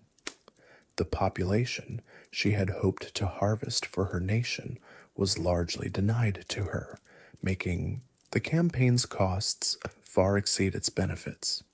She had gained territory, but lost much in the process. Garrosh's horde grew increasingly hostile to Sylvanas as the years passed. The Warchief saw her as a necessary evil at best, a potential traitor at worst. He assigned horde overseers to watch her activities, restricted her access to resources, and made clear his contempt for the Forsaken's methods. Sylvanas endured these indignities with outward calm, knowing that direct confrontation would only make her situation worse. She bided her time, waiting for circumstances to change. The Pandaria campaign brought new complexities to Horde politics. A new continent had been discovered, shrouded in mist for 10,000 years, and both Alliance and Horde rushed to explore and exploit its resources. Sylvanas committed Forsaken forces to this effort, though her heart was not in it. The living concerns of territorial expansion seemed increasingly trivial compared to the existential threats she faced. It was during the Pandaria campaign that Sylvanas contemplated something she had never seriously considered before, recruiting her sister Varisa to join her in Undeath. The two had grown closer in recent years, their shared grief over family losses creating bonds that transcended the barrier between living and undead. Sylvanas began to imagine a future where they could be together, where Varisa would understand what it meant to be forsaken, where the loneliness of her existence might be eased. The plan progressed further than it should have. Varisa, grieving for her husband who had been killed, seemed receptive to the idea of leaving her mortal life behind. They met in secret, discussed possibilities, made plans for how it might be done. For a brief moment, Sylvanas allowed herself to hope for something she had not hoped for in years, genuine connection with someone who truly understood her. But Varisa ultimately could not go through with it. The price of undeath was too high, the sacrifice of her children and her future too great. She betrayed Sylvanas's trust, revealing their plans to others, forcing the Dark Lady to retreat into isolation once more. The experience hardened Sylvanas further, teaching her that even family could not be trusted, that she was truly alone in her struggle. Through all of this, Sylvanas maintained her alliance with the jailer in secret, working toward goals that only she understood. She cultivated the Valkyr, used them to create new Forsaken, built her power while appearing to serve Horde interests. The other Horde leaders saw her as a problematic but useful ally. They could not know that she was playing a much longer game, one that would eventually transform the very nature of death itself. The years passed with Sylvanas growing ever more powerful within the Horde hierarchy. Garrosh's reign ended in disaster, his corruption by the Shah of Pandaria, leading to a siege of Orgrimmar by both Alliance and Horde rebels. The Warchief, who had once demanded aggressive expansion, was brought low by his own excess, his inability to distinguish between strength and brutality. Sylvanas watched his fall with cold satisfaction, recognizing in it a lesson about the dangers of overreach. Vol'jin, the leader of the Darkspear Trolls, became Warchief in Garrosh's wake. He was a different kind of leader, one who sought to restore the Horde's honor after the excesses of his predecessor. He ruled by consensus rather than intimidation, listening to the other racial leaders, trying to heal the wounds that Garrosh's reign had inflicted. Sylvanas served him with apparent loyalty while continuing her secret agenda. The troll leader was wiser than Garrosh, more careful in his dealings with the Forsaken Queen, but even he could not perceive the full scope of her plans. Vol'jin treated Sylvanas with a respect that Garrosh had never shown. He acknowledged the Forsaken's contributions to the Horde, defended their right to exist against those who would have purged them, and gave Sylvanas a voice in council deliberations that she had previously been denied. In return, she provided him with intelligence, resources, and the occasional unsavory service that other Horde leaders preferred not to know about. It was a functional relationship, if not a warm one. The Iron Horde invasion, when an alternate timeline version of the Orcish Horde invaded through a reconstructed dark portal, demonstrated the continued value of Forsaken capabilities.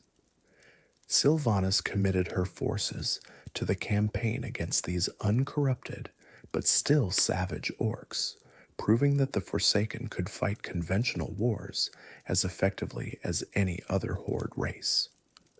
The victory in Draenor strengthened her position within the Horde hierarchy. During this period, Sylvanas also received unexpected news about her family. Ilaria, the eldest Windrunner sister, had been found alive after years of being presumed dead. She had survived in the twisting nether, had been fundamentally changed by her experiences, and had returned to Azeroth as a champion against the Burning Legion. The reunion between the three sisters was complicated by everything that had happened, by the changes each had undergone, but it was still a reunion of sorts. Ilaria had become a void elf, touched by the shadow energies that lurked at the edges of reality. Her transformation was different from Sylvanas's, but no less profound, giving her powers and perspectives that set her apart from ordinary mortals. The two sisters recognized something of themselves in each other, understood the isolation that came with being fundamentally different from everyone around them. But Ilaria still served the Alliance, still held to moral principles that Sylvanas had long since abandoned. They could be sisters, but they could not be allies. The Burning Legion's return brought chaos to Azeroth that dwarfed anything in living memory. Demons poured through portals across the world, and the heroes of the Alliance and Horde rushed to meet them. The broken shore became the site of a massive combined assault, an attempt to strike at the Legion's beachhead before it could establish a permanent foothold.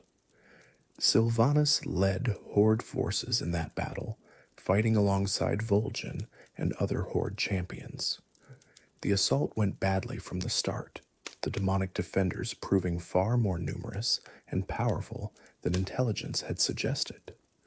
Alliance forces under King Varian Wrynn were trapped and surrounded, cut off from any hope of rescue. What happened next would define relations between Alliance and Horde for years to come.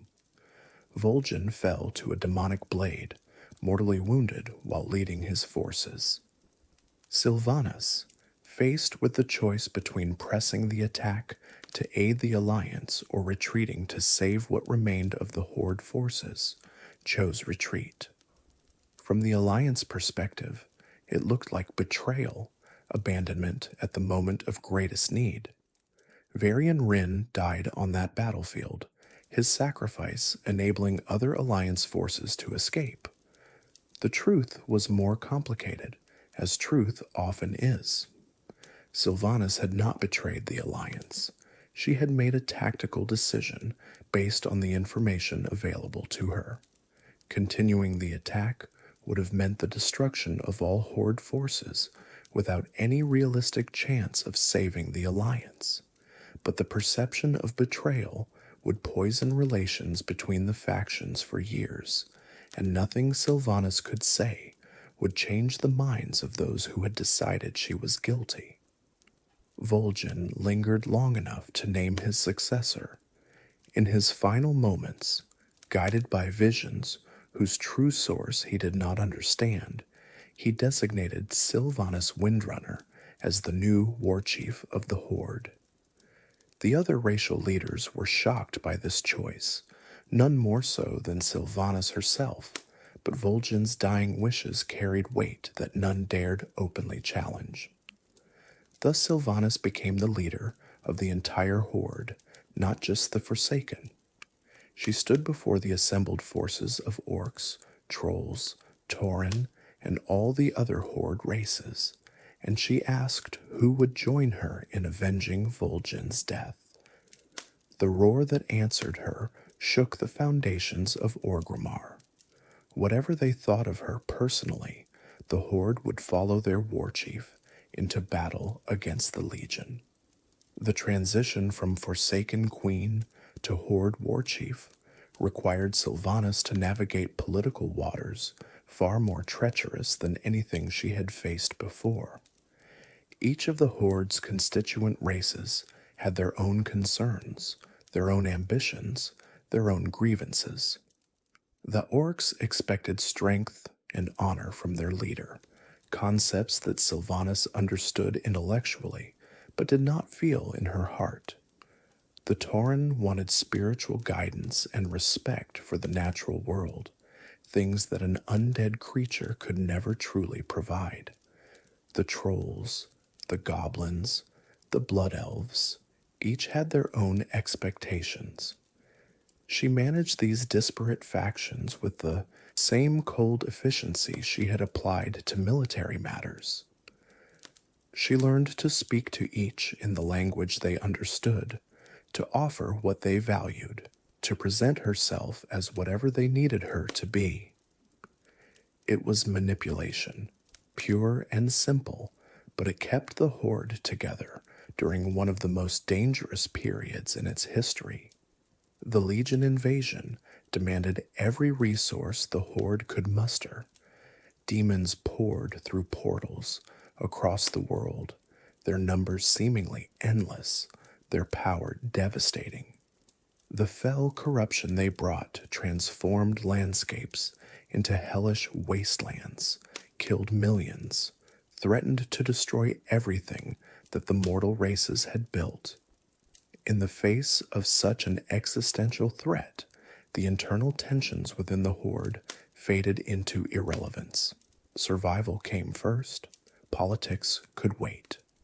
Sylvanas threw herself into the war effort with an intensity that surprised even her closest advisors. She committed Forsaken forces to the most dangerous engagements, led assaults personally when other leaders might have delegated, took risks that seemed reckless for someone who had always valued strategic calculation. Some interpreted this as genuine heroism, a sign that the Dark Lady had found purpose in defending Azeroth. Others saw it differently, suspecting that she had her own reasons for wanting the war to continue, though they could not guess what those reasons might be. The campaign against the Legion took Sylvanas to Stormheim, a Vrekel-controlled region of the Broken Isles. While the stated purpose of her expedition was to combat the demons and their allies, her true objective was far more personal. The Vrykul guarded ancient Valkyr, servants of the Titanic keeper Odin, and Sylvanas hoped to bind these powerful beings to her will. Her plans were disrupted by Genn Greymane, who had never forgiven her for his son's death. The Worgen King attacked Sylvanas' forces, destroying the artifact she had intended to use, and denying her the new Valkyr she desperately needed. The confrontation was personal and vicious, two bitter enemies fighting with years of accumulated hatred.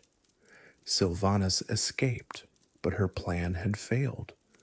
The Valkyr she already possessed were diminishing in number, casualties of the various conflicts she had engaged in over the years.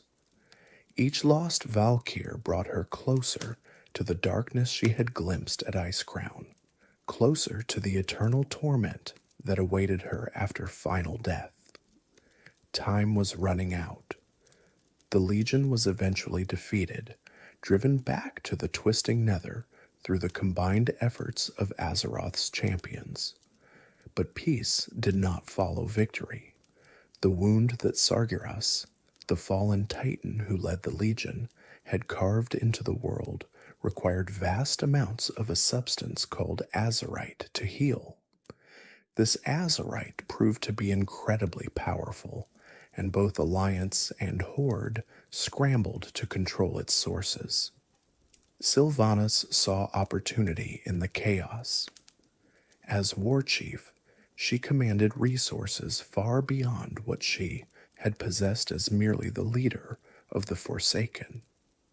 She began maneuvering toward a confrontation with the Alliance, knowing that war would generate the death and suffering that served her secret patron's purposes.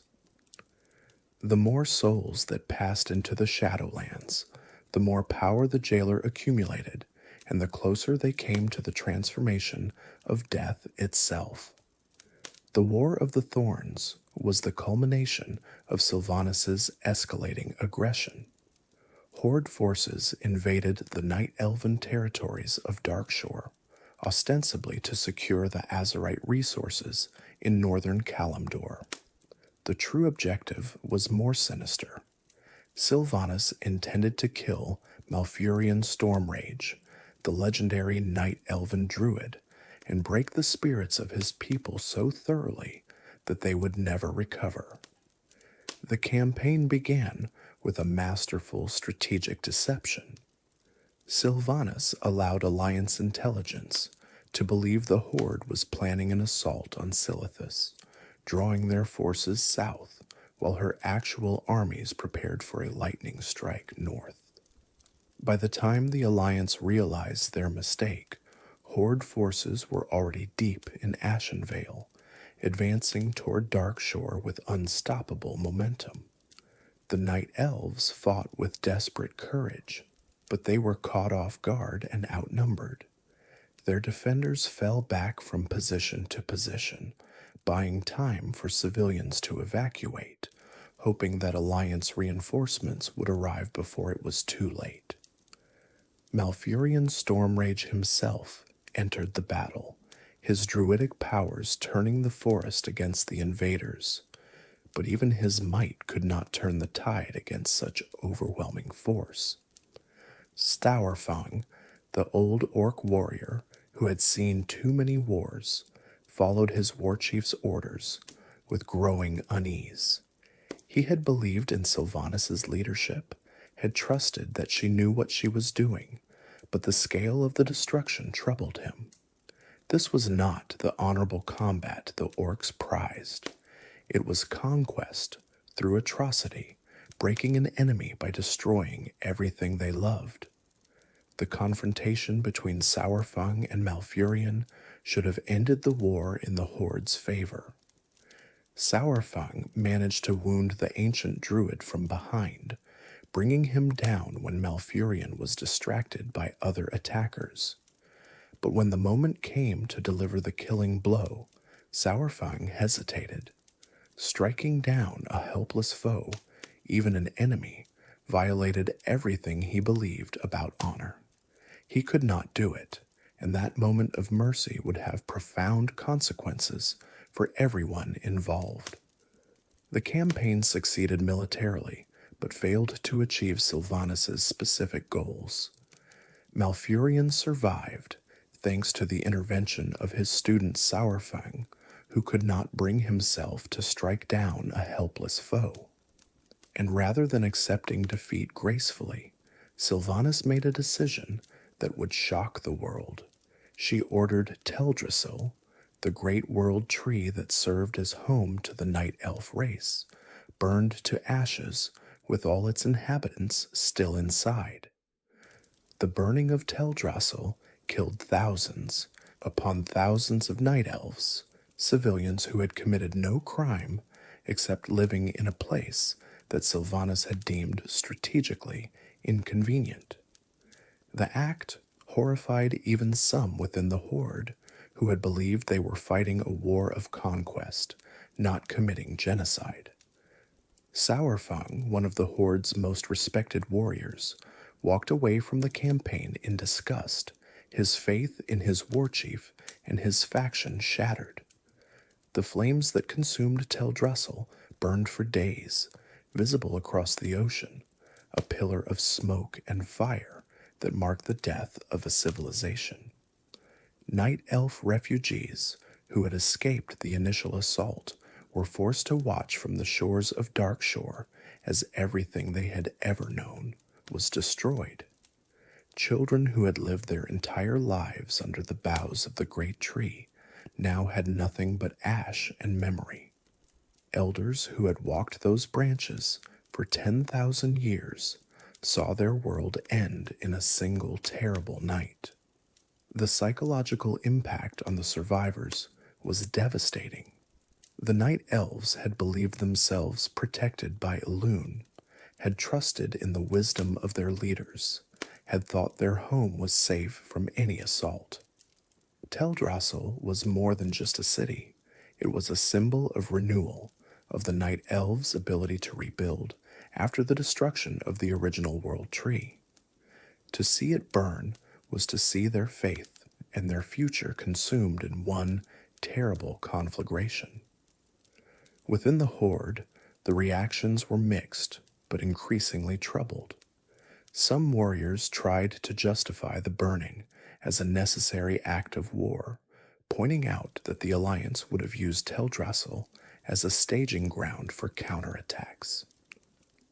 Others remembered the genocides committed by Garrosh Hellscream and saw disturbing echoes in Sylvanas' actions.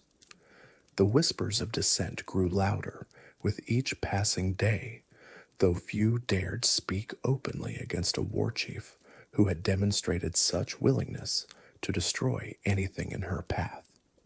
Sylvanas felt nothing but satisfaction. Every death fed her patron's power. Every soul that screamed into the Shadowlands brought her closer to her ultimate goal.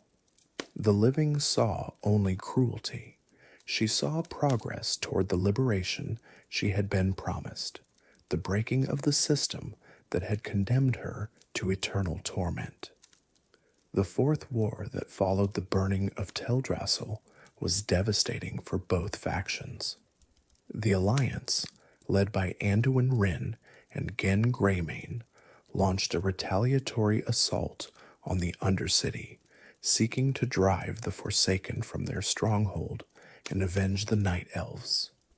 Sylvanas responded by blighting her own capital, killing Alliance soldiers and Horde defenders alike in a demonstration of her willingness to sacrifice anything for victory.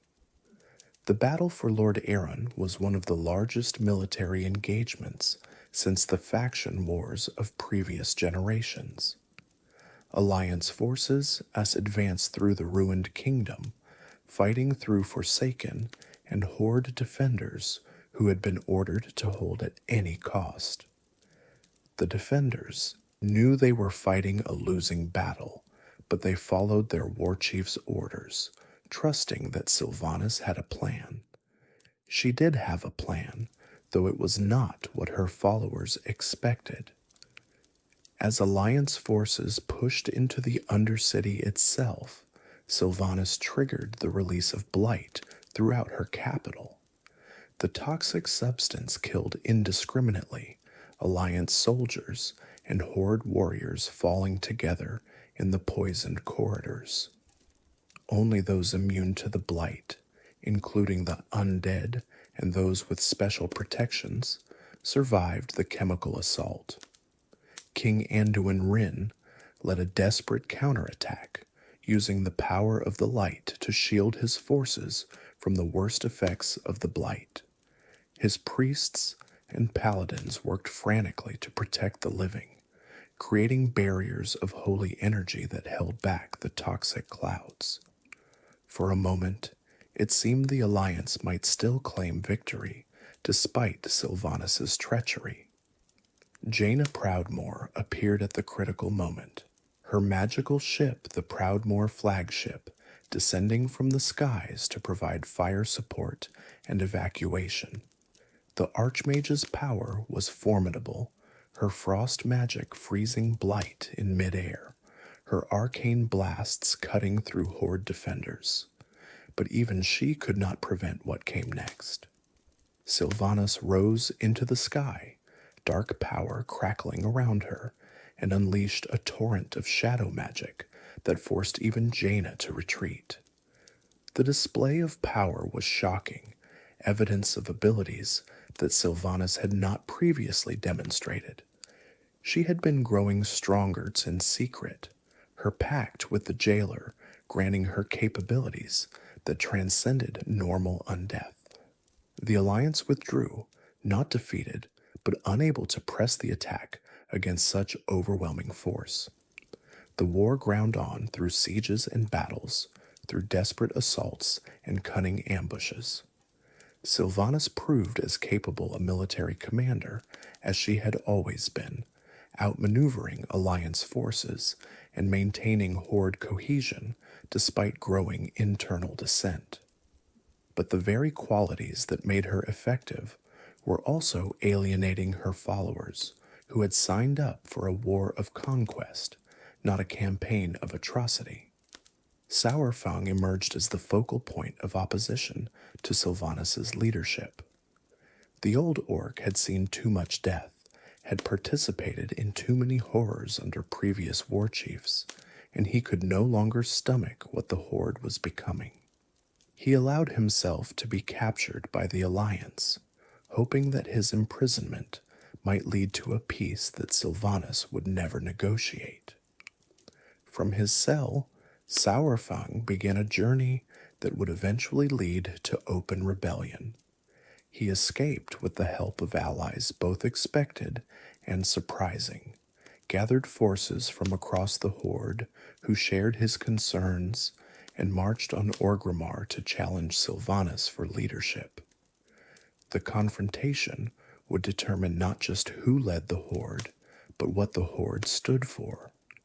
Sylvanas could have fought the rebels conventionally, could have used the forces still loyal to her to crush Saurfang's challenge. Instead, she accepted his demand for Mak Gora, the traditional orcish duel of honor. Many observers assumed this was confidence in her abilities. In truth, it was something closer to contempt. She was playing for stakes far larger than leadership of the Horde, and if victory required humoring their primitive customs, she would do so.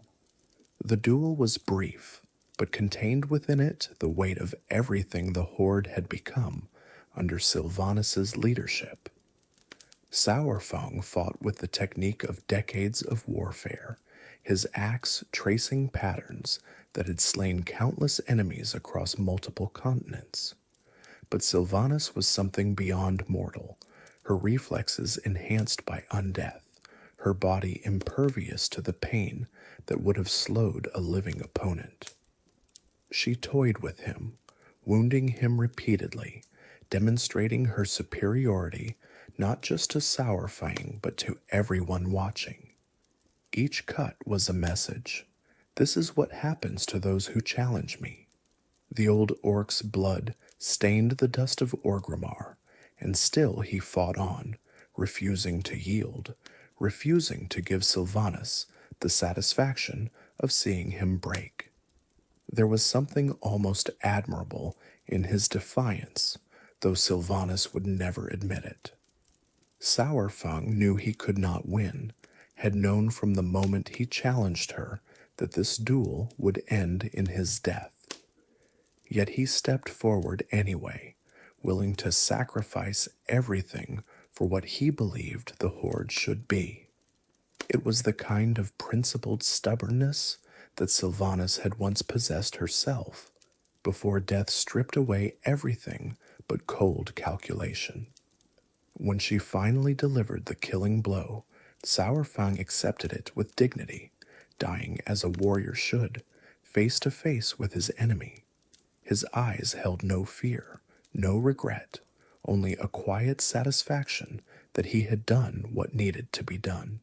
He had forced Sylvanas' hand, made her reveal her true self before the armies of both factions, and that revelation would accomplish what his axe could not. But before he fell, Saurfang managed to wound Sylvanas as well, drawing blood and drawing something else, her true feelings about the horde she had led. In a moment of anger, she declared that the horde was nothing, that its traditions and values meant nothing to her, that all of its members would serve death in the end. The words echoed across the battlefield, heard by Horde and Alliance alike. The spell was broken.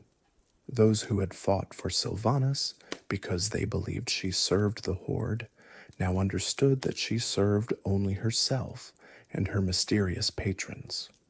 Her loyalists faltered, her enemies surged forward, and Sylvanas found herself abandoned by the very forces she had led. Rather than face capture or death, she transformed into dark smoke and fled, leaving the Horde to sort out its future without her. The shattering of the Helm of Domination was the signal that announced Sylvanas' final break with the living world. She traveled to Icecrown, the fortress where she had first glimpsed the darkness that awaited her, and confronted Bolvar Fordragon, who had taken on the mantle of Lich King to keep the Scourge contained. Bolvar was powerful, armored in the might of the Scourge, and sustained by the same crown that had once controlled the original Lich King. But Sylvanas had prepared for this confrontation for years, had accumulated power through her pact with the jailer, had been strengthened by every soul she had sent into the Shadowlands. She defeated him, tore the helm from his head, and ripped it apart with her bare hands. The sky itself shattered. The barrier between the mortal world and the Shadowlands, the realm of death, was torn open. A great wound appeared in the heavens above Icecrown, a doorway into the lands beyond death. Everything Sylvanas had worked for, everything she had sacrificed and committed atrocities to achieve, was finally coming to fruition. The heroes of Azeroth pursued her through that wound, into the Shadowlands themselves. They found a realm divided into infinite planes, each devoted to a different aspect of death and afterlife. The Arbiter, the being who had sorted souls into their appropriate destinations, had gone dormant, and all souls were now falling into the Maw, the prison realm ruled by Sylvanas' patron.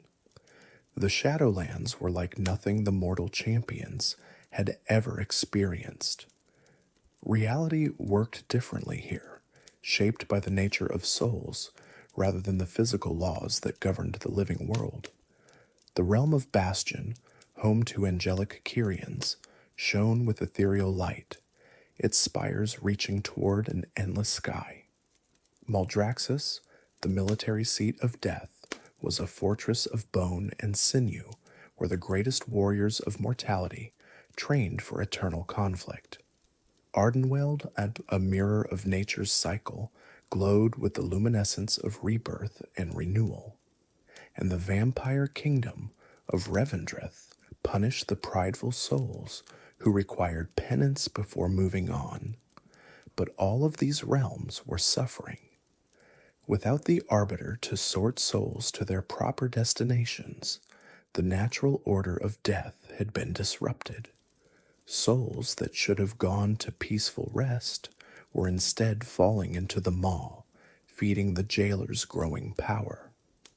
The Eternal Ones who ruled each realm were struggling to maintain their domains, their resources stretched thin by the crisis. Sylvanas worked to accelerate this disruption. She captured key figures from both factions, including Anduin Wrynn himself, bringing them to the Maw to be turned into weapons for the jailer. Her efforts to dominate the young king particularly demonstrated her commitment to the cause. She saw in Anduin the potential for a champion of the jailer's will, a holy warrior turned to shadow. The mortal champions pursued her through realm after realm, making allies among the native inhabitants, learning the strange ways of death, and slowly piecing together the jailer's true plan. They discovered that the system they were trying to save was itself imperfect, that the Arbiter's sorting of souls was not always just, that the order the Eternal Ones enforced had its own cruelties. But even an imperfect system was better than what the jailer intended to replace it with. The jailer's true name was Zoval, and he had once been the Arbiter himself before being cast down by his fellow Eternal Ones for attempting to reshape reality according to his own design. For eons he had plotted his escape and revenge, manipulating events across multiple worlds, cultivating servants like Sylvanas who could advance his agenda in the mortal realm. Sylvanas served Zoval with apparent loyalty, believing that his victory would mean the liberation she had been promised. The system of death that had condemned her to eternal torment would be destroyed, replaced with something new, something that granted free will to all souls rather than sorting them like cattle. She was not doing this for power or cruelty. She was doing it for a kind of justice, twisted though her methods might be. Her perspective began to shift as the full scope of Zoval's plans became apparent. He spoke of remaking reality, of creating a new existence where all would serve a single purpose.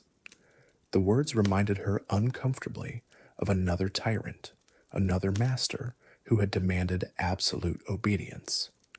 When Zoval finally declared that in his new reality all would serve him, Sylvanas realized the truth. She had traded one form of slavery for another.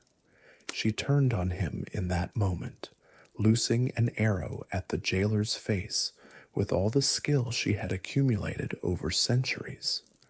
The shot was caught effortlessly, but the gesture was significant. Sylvanas Windrunner, who had served no master willingly since breaking free of the Lich King, would not submit to another. The defiance was instinctive, born of the same stubborn pride that had carried her through centuries of struggle. She had been a slave once, had felt the chains of the Lich King's will binding her every thought. She had sworn she would never again bow to any master, would die true death before allowing herself to be controlled. And now, confronted with another tyrant who demanded absolute obedience, that oath asserted itself with irresistible force. Zoval's response was almost casual. He had expected her rebellion eventually, had prepared for it. The soul fragment he held was his leverage, his guarantee of her compliance. By returning it to her, he was not showing mercy but demonstrating his power, proving that he could break her whenever he chose. The reunion of her soul was intended as punishment, forcing her to confront the full weight of her crimes with a moral awareness that had been absent for years. But the jailer had miscalculated. He had assumed that guilt would paralyze Sylvanas, would leave her too broken by remorse to continue fighting. What he did not understand was that guilt could also be liberating, that knowing the truth about oneself, however painful, was preferable to the comfortable lies of denial. Sylvanas had spent years convincing herself that her actions were justified, that she was fighting for a worthy cause. Now she knew better, and that knowledge, terrible as it was, also freed her from the delusions that had made her the jailer's willing tool. Zoval responded by returning the fragment of her soul that Frostmourne had consumed when Arthas first struck her down. The missing piece, preserved since her death, reunited with the rest of her being. The experience was overwhelming, the sudden influx of emotions and memories she had been without for years. Sylvanas collapsed unconscious at the mercy of her former patron. The reunion of Sylvanas's soul changed everything. For years she had operated with a fundamental piece of herself missing, the part that remembered mercy and love and the better angels of her nature. Frostmourne had consumed those qualities when it killed her, leaving behind only the coldest and most ruthless aspects of her personality. She had done terrible things, but she had done them as something less than a complete person. The experience of becoming whole again was almost more than she could bear. Memories flooded through her, not just the facts of her life, but the feelings that had accompanied them. She remembered what it had felt like to love her sisters, to take joy in the forests of Quel'Thalas, to feel pride in her service as a ranger. She remembered compassion, the instinct to protect rather than destroy, the belief that some things were more important than victory. And with those memories came the full weight of what she had done without them. The burning of Teldrassil, which had seemed a necessary strategic move, now revealed itself as a genocide, the slaughter of innocents for the sake of abstract goals. The betrayals and manipulations that had marked her path to power now stood exposed as the crimes they had always been. She had told herself she was seeking justice, seeking liberation from an unjust afterlife. But the truth was simpler and more damning. She had become what she had always hated, a monster who destroyed without remorse. The reunion also revealed the true nature of her relationship with the jailer. She had believed she was his partner, working toward shared goals. But Zoval had never intended to share power with her. The soul fragment he had held hostage was proof of his control, a lever he could pull at any time to keep her compliant. She had been a tool, nothing more, and now that her usefulness was ending, he had disposed of her as carelessly as Arthas had once disposed of his victims. The parallels between Arthas and Zoval were suddenly horribly clear. Both had presented themselves as liberators, offering power and purpose to those who served them. Both had manipulated their servants through a combination of promises and threats. Both had ultimately revealed their true nature when their goals were nearly achieved. Sylvanas had escaped one master only to fall into the hands of another, and the realization was devastating. Now she was whole again, and the weight of everything she had done crashed down upon her. The burning of Teldrassil, the countless deaths in her wars of aggression, the manipulation and betrayal and cruelty, all of it now filtered through a moral compass that had been absent for so long. The guilt was crushing, but it was also clarifying. Uther the Lightbringer, himself a soul trapped in the Shadowlands, with his own complicated history regarding Sylvanas and Arthas, helped facilitate her healing. The former paladin understood something about carrying the weight of past sins, about the possibility of redemption, even for those who had committed terrible acts. He did not forgive Sylvanas, could not forgive what she had done, but he helped her find the strength to face her crimes.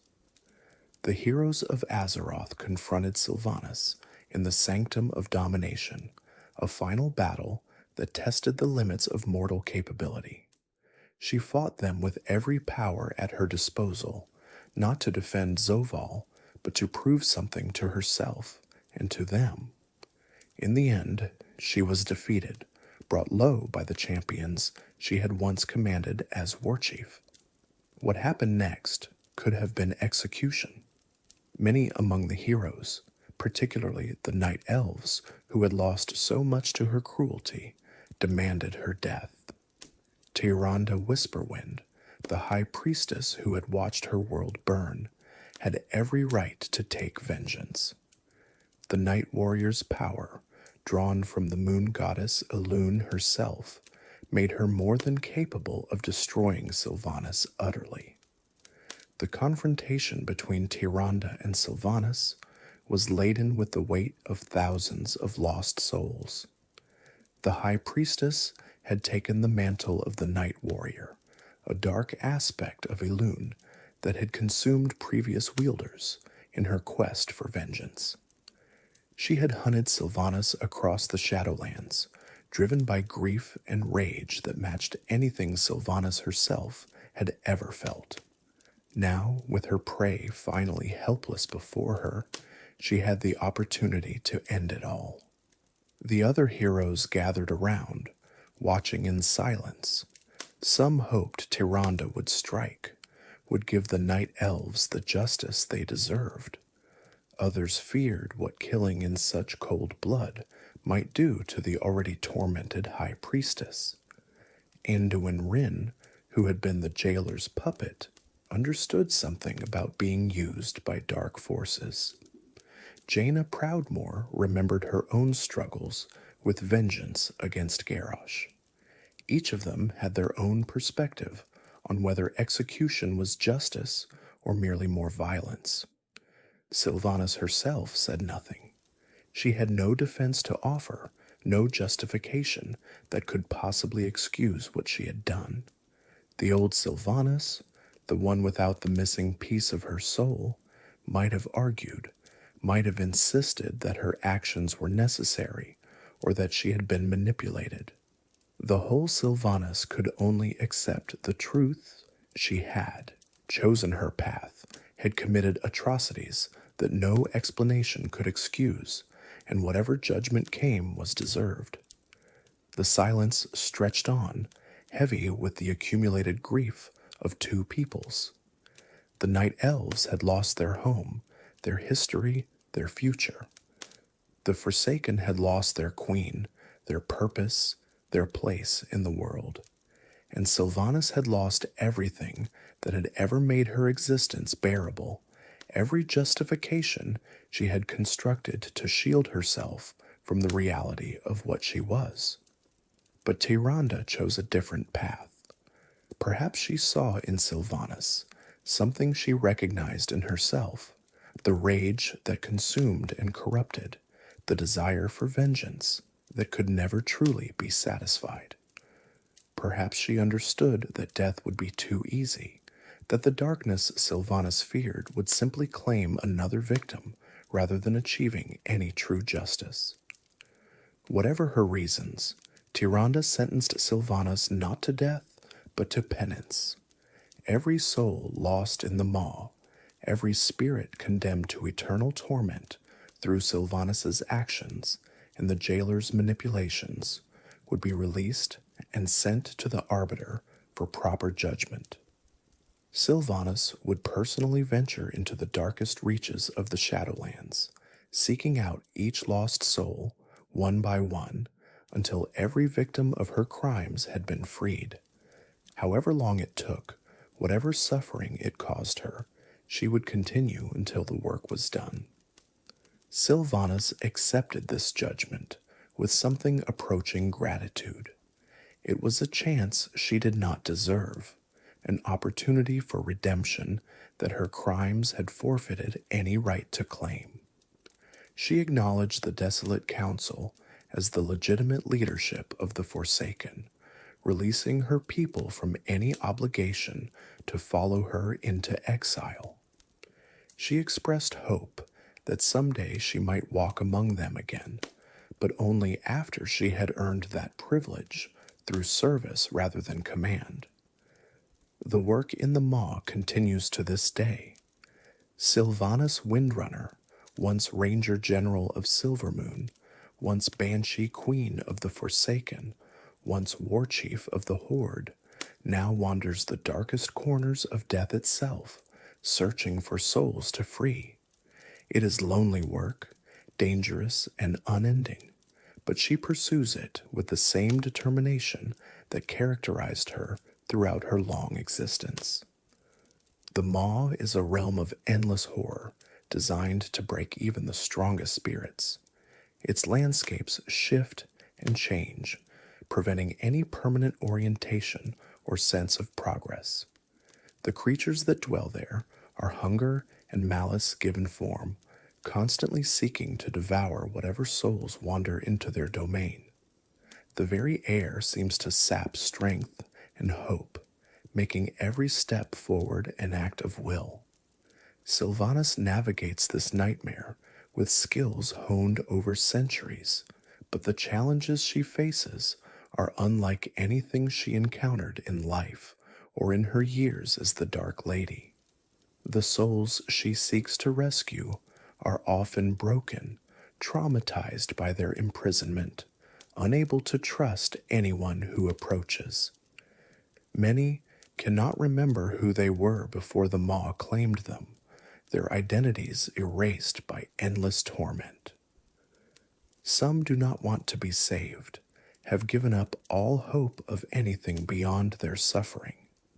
For each soul she finds, Sylvanas must do more than simply guide them to safety. She must remind them of who they were, rekindle the spark of self that the Maw seeks to extinguish. She tells them stories of the living world, describes the blue of the sky and the warmth of sunlight, speaks of the people who loved them and might still remember. It is strange work for someone who spent so long bringing death rather than healing, but she approaches it with the same focus she once brought to military campaigns. The souls she encounters often know who she is, know what she did.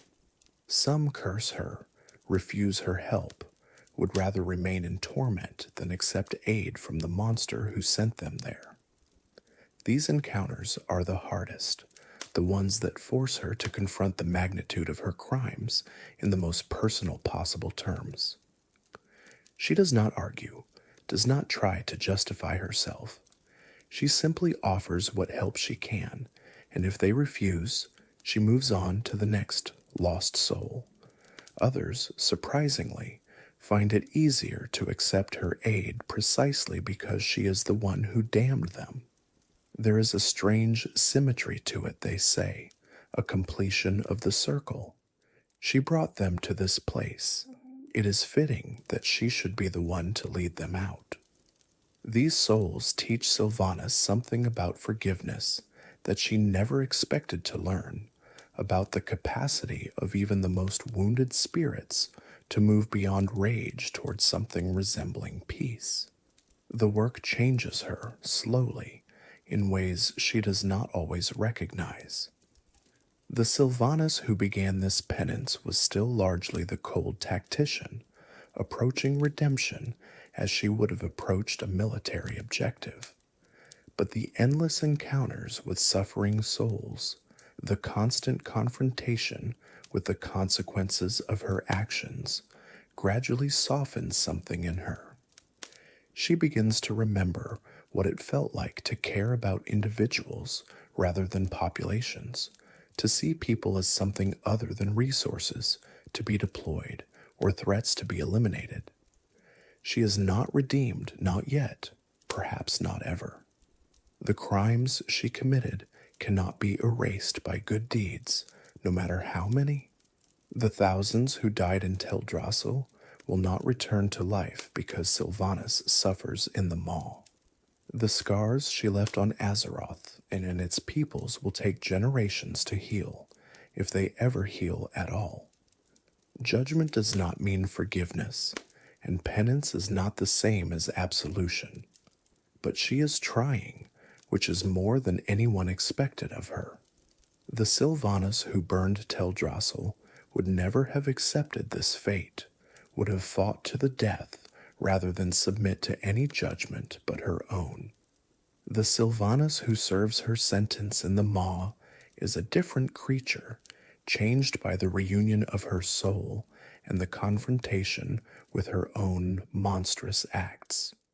Her sisters remain in the world of the living, each dealing with their shared family tragedy in their own way.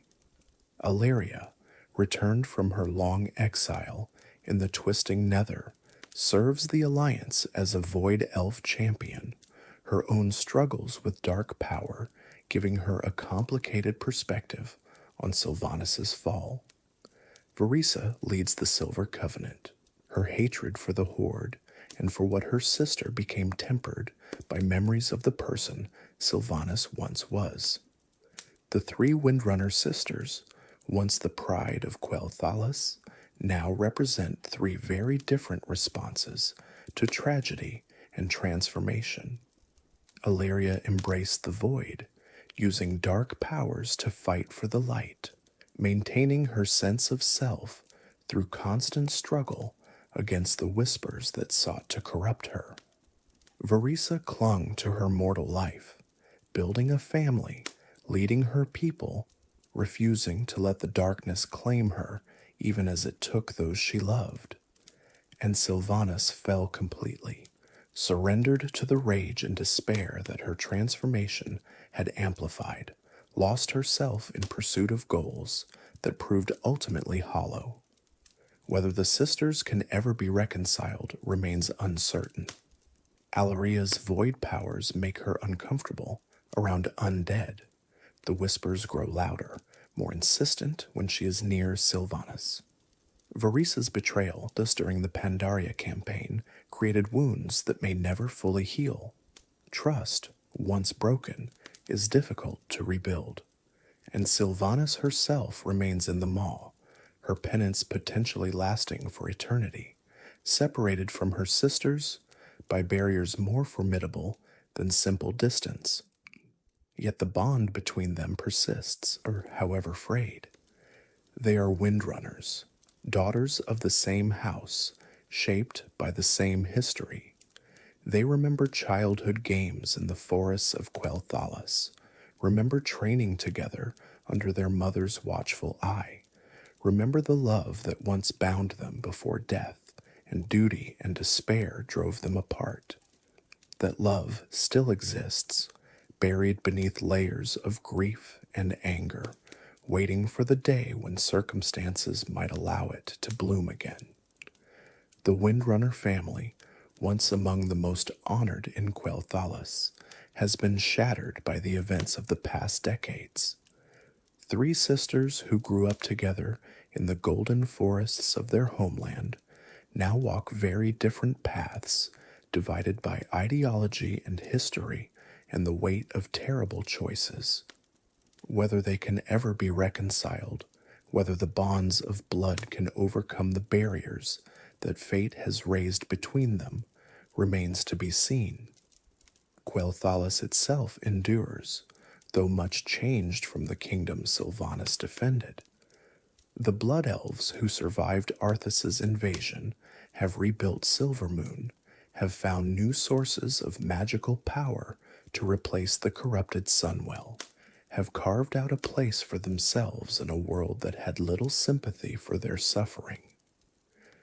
They remember Sylvanas as she was before her fall, the hero who stood between them and annihilation, even as they cannot forget what she became. The Forsaken continue as well, their society proving more resilient than their former queen might have expected. The Desolate Council governs in Sylvanas' absence, maintaining the Undercity and the alliance with the Horde. They are still undead, still damned in the eyes of many, still struggling for acceptance in a world that fears what they represent. But they endure, which is perhaps the best that any of the Forsaken can hope for. The transition from Sylvanas' autocratic rule to the Council's collective leadership was not without challenges. Many Forsaken had known no other leader, had followed the Dark Lady's commands without question since the earliest days of their nation's existence.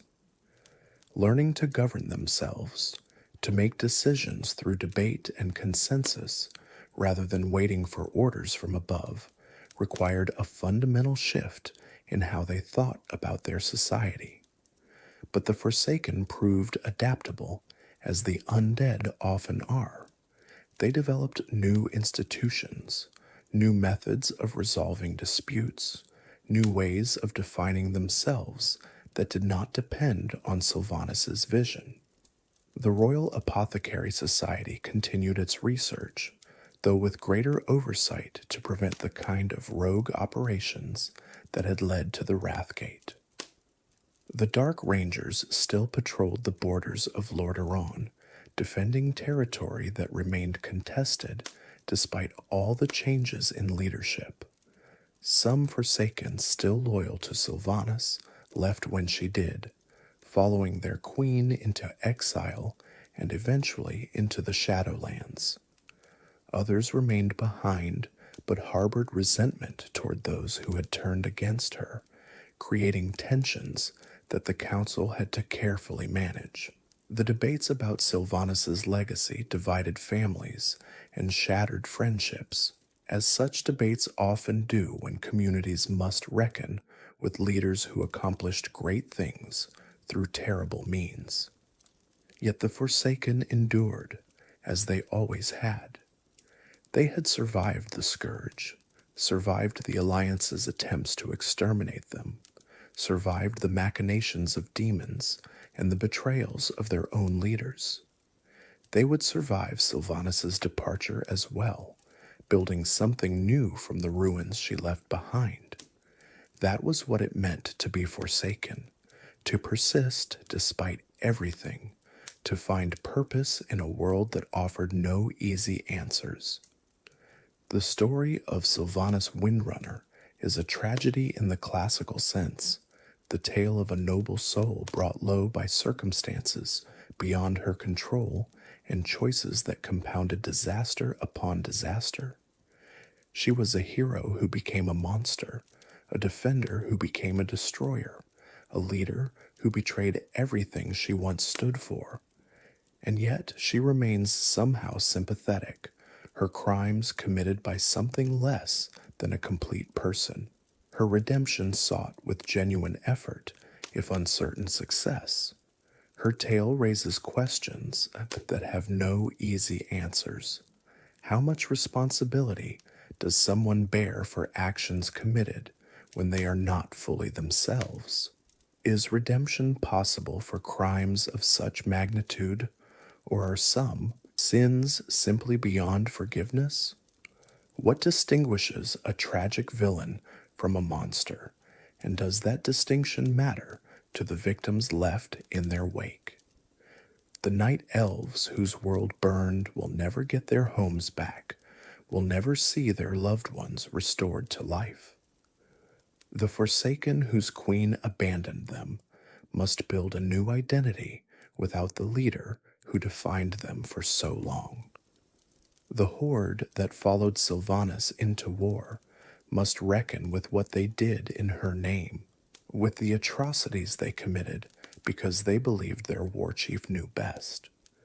The wounds she left will take generations to heal, if they ever heal at all. And yet there is something in her story that speaks to something universal.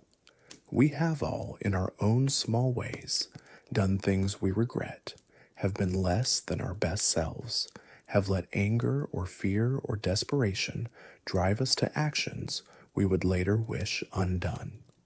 Sylvanas represents these failings writ large, the potential for darkness that exists in everyone magnified to world-shaking proportions. Her fall reminds us how easily it can happen. Her penance suggests that recovery, however difficult, remains possible. The philosophers of Azeroth will debate her case for centuries to come. Was she truly evil or merely broken? Did she choose her path, or was she pushed onto it by forces beyond her control? If Frostmourne had not taken part of her soul, if she had died complete rather than diminished, would her afterlife have been different? These questions matter because they illuminate the nature of morality itself, the relationship between choice and circumstance, the meaning of responsibility in a universe where powerful forces can manipulate even the strongest will. As you drift off to sleep tonight, consider the lessons of her story. Remember that the path to darkness often begins with understandable motivations, that the greatest villains rarely see themselves as evil, that the choices we make in moments of crisis define us more than any grand declaration of principle. Remember, too, that change is always possible, that even those who have fallen furthest can choose to climb back toward the light, though the climb may never end. The Shadowlands await their countless souls, and among them walks Sylvanas Windrunner, seeking those she condemned to eternal darkness. One by one, she finds them. One by one, she sets them free. One by one, she pays the price for what she has done. It will never be enough, but she does it anyway, because there is nothing else she can do. If you enjoyed this tale of the Dark Lady, please like and subscribe to the channel for more stories from the world of Azeroth. Leave a comment with your thoughts on Sylvanas' journey, whether you believe redemption is possible for someone who has done what she has done, or whether some crimes are simply beyond forgiveness. Share your favorite moments from her story, the battles that defined her, the choices that shaped her fate, and what her legacy means for the future of the Horde, the Alliance, and all of Azeroth. Your engagement helps bring more lore stories to this channel, and your perspectives enrich the community's understanding of these complex characters. And as you close your eyes and let sleep take you, imagine the golden forests of Quel'Thalas as they once were, before the Scourge came, before everything changed. Imagine a young ranger patrolling those ancient woods, proud and skilled and utterly devoted to her homeland. The air is sweet with the scent of eternal autumn, the trees gleaming with colors that no mortal forest could ever match. The Sunwell's gentle power suffuses everything, a constant heartbeat of magic that connects every elf to every other. That ranger moves through the forest with the confidence of someone who knows every path, every shadow, every sound that belongs, and every sound that does not. Her bow is strung and ready, her arrows fletched with precision, her senses attuned to the slightest disturbance in the woodland peace.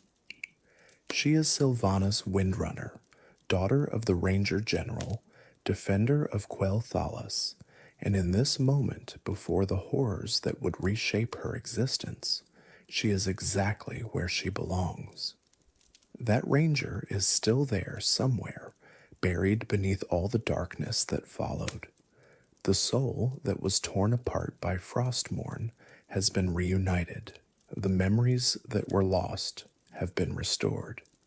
In the depths of the maw, doing penance for crimes that may never be fully atoned, that young ranger persists.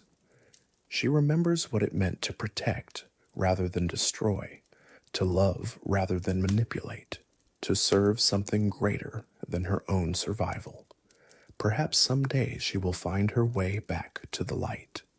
Perhaps the work in the maw will eventually be complete, every soul freed, every debt paid as fully as such debts can ever be paid. Perhaps then Sylvanas Windrunner will stand before the judgment of the cosmos with something like a clear conscience, knowing that she did everything in her power to make right what she had made wrong.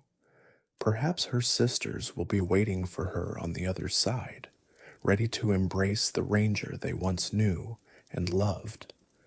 Whether that day ever comes, only time will tell. But hope persists, even in the darkest places, even for those who have fallen furthest from grace. Good night, dear listener. Rest well now, and may your dreams tonight be peaceful ones.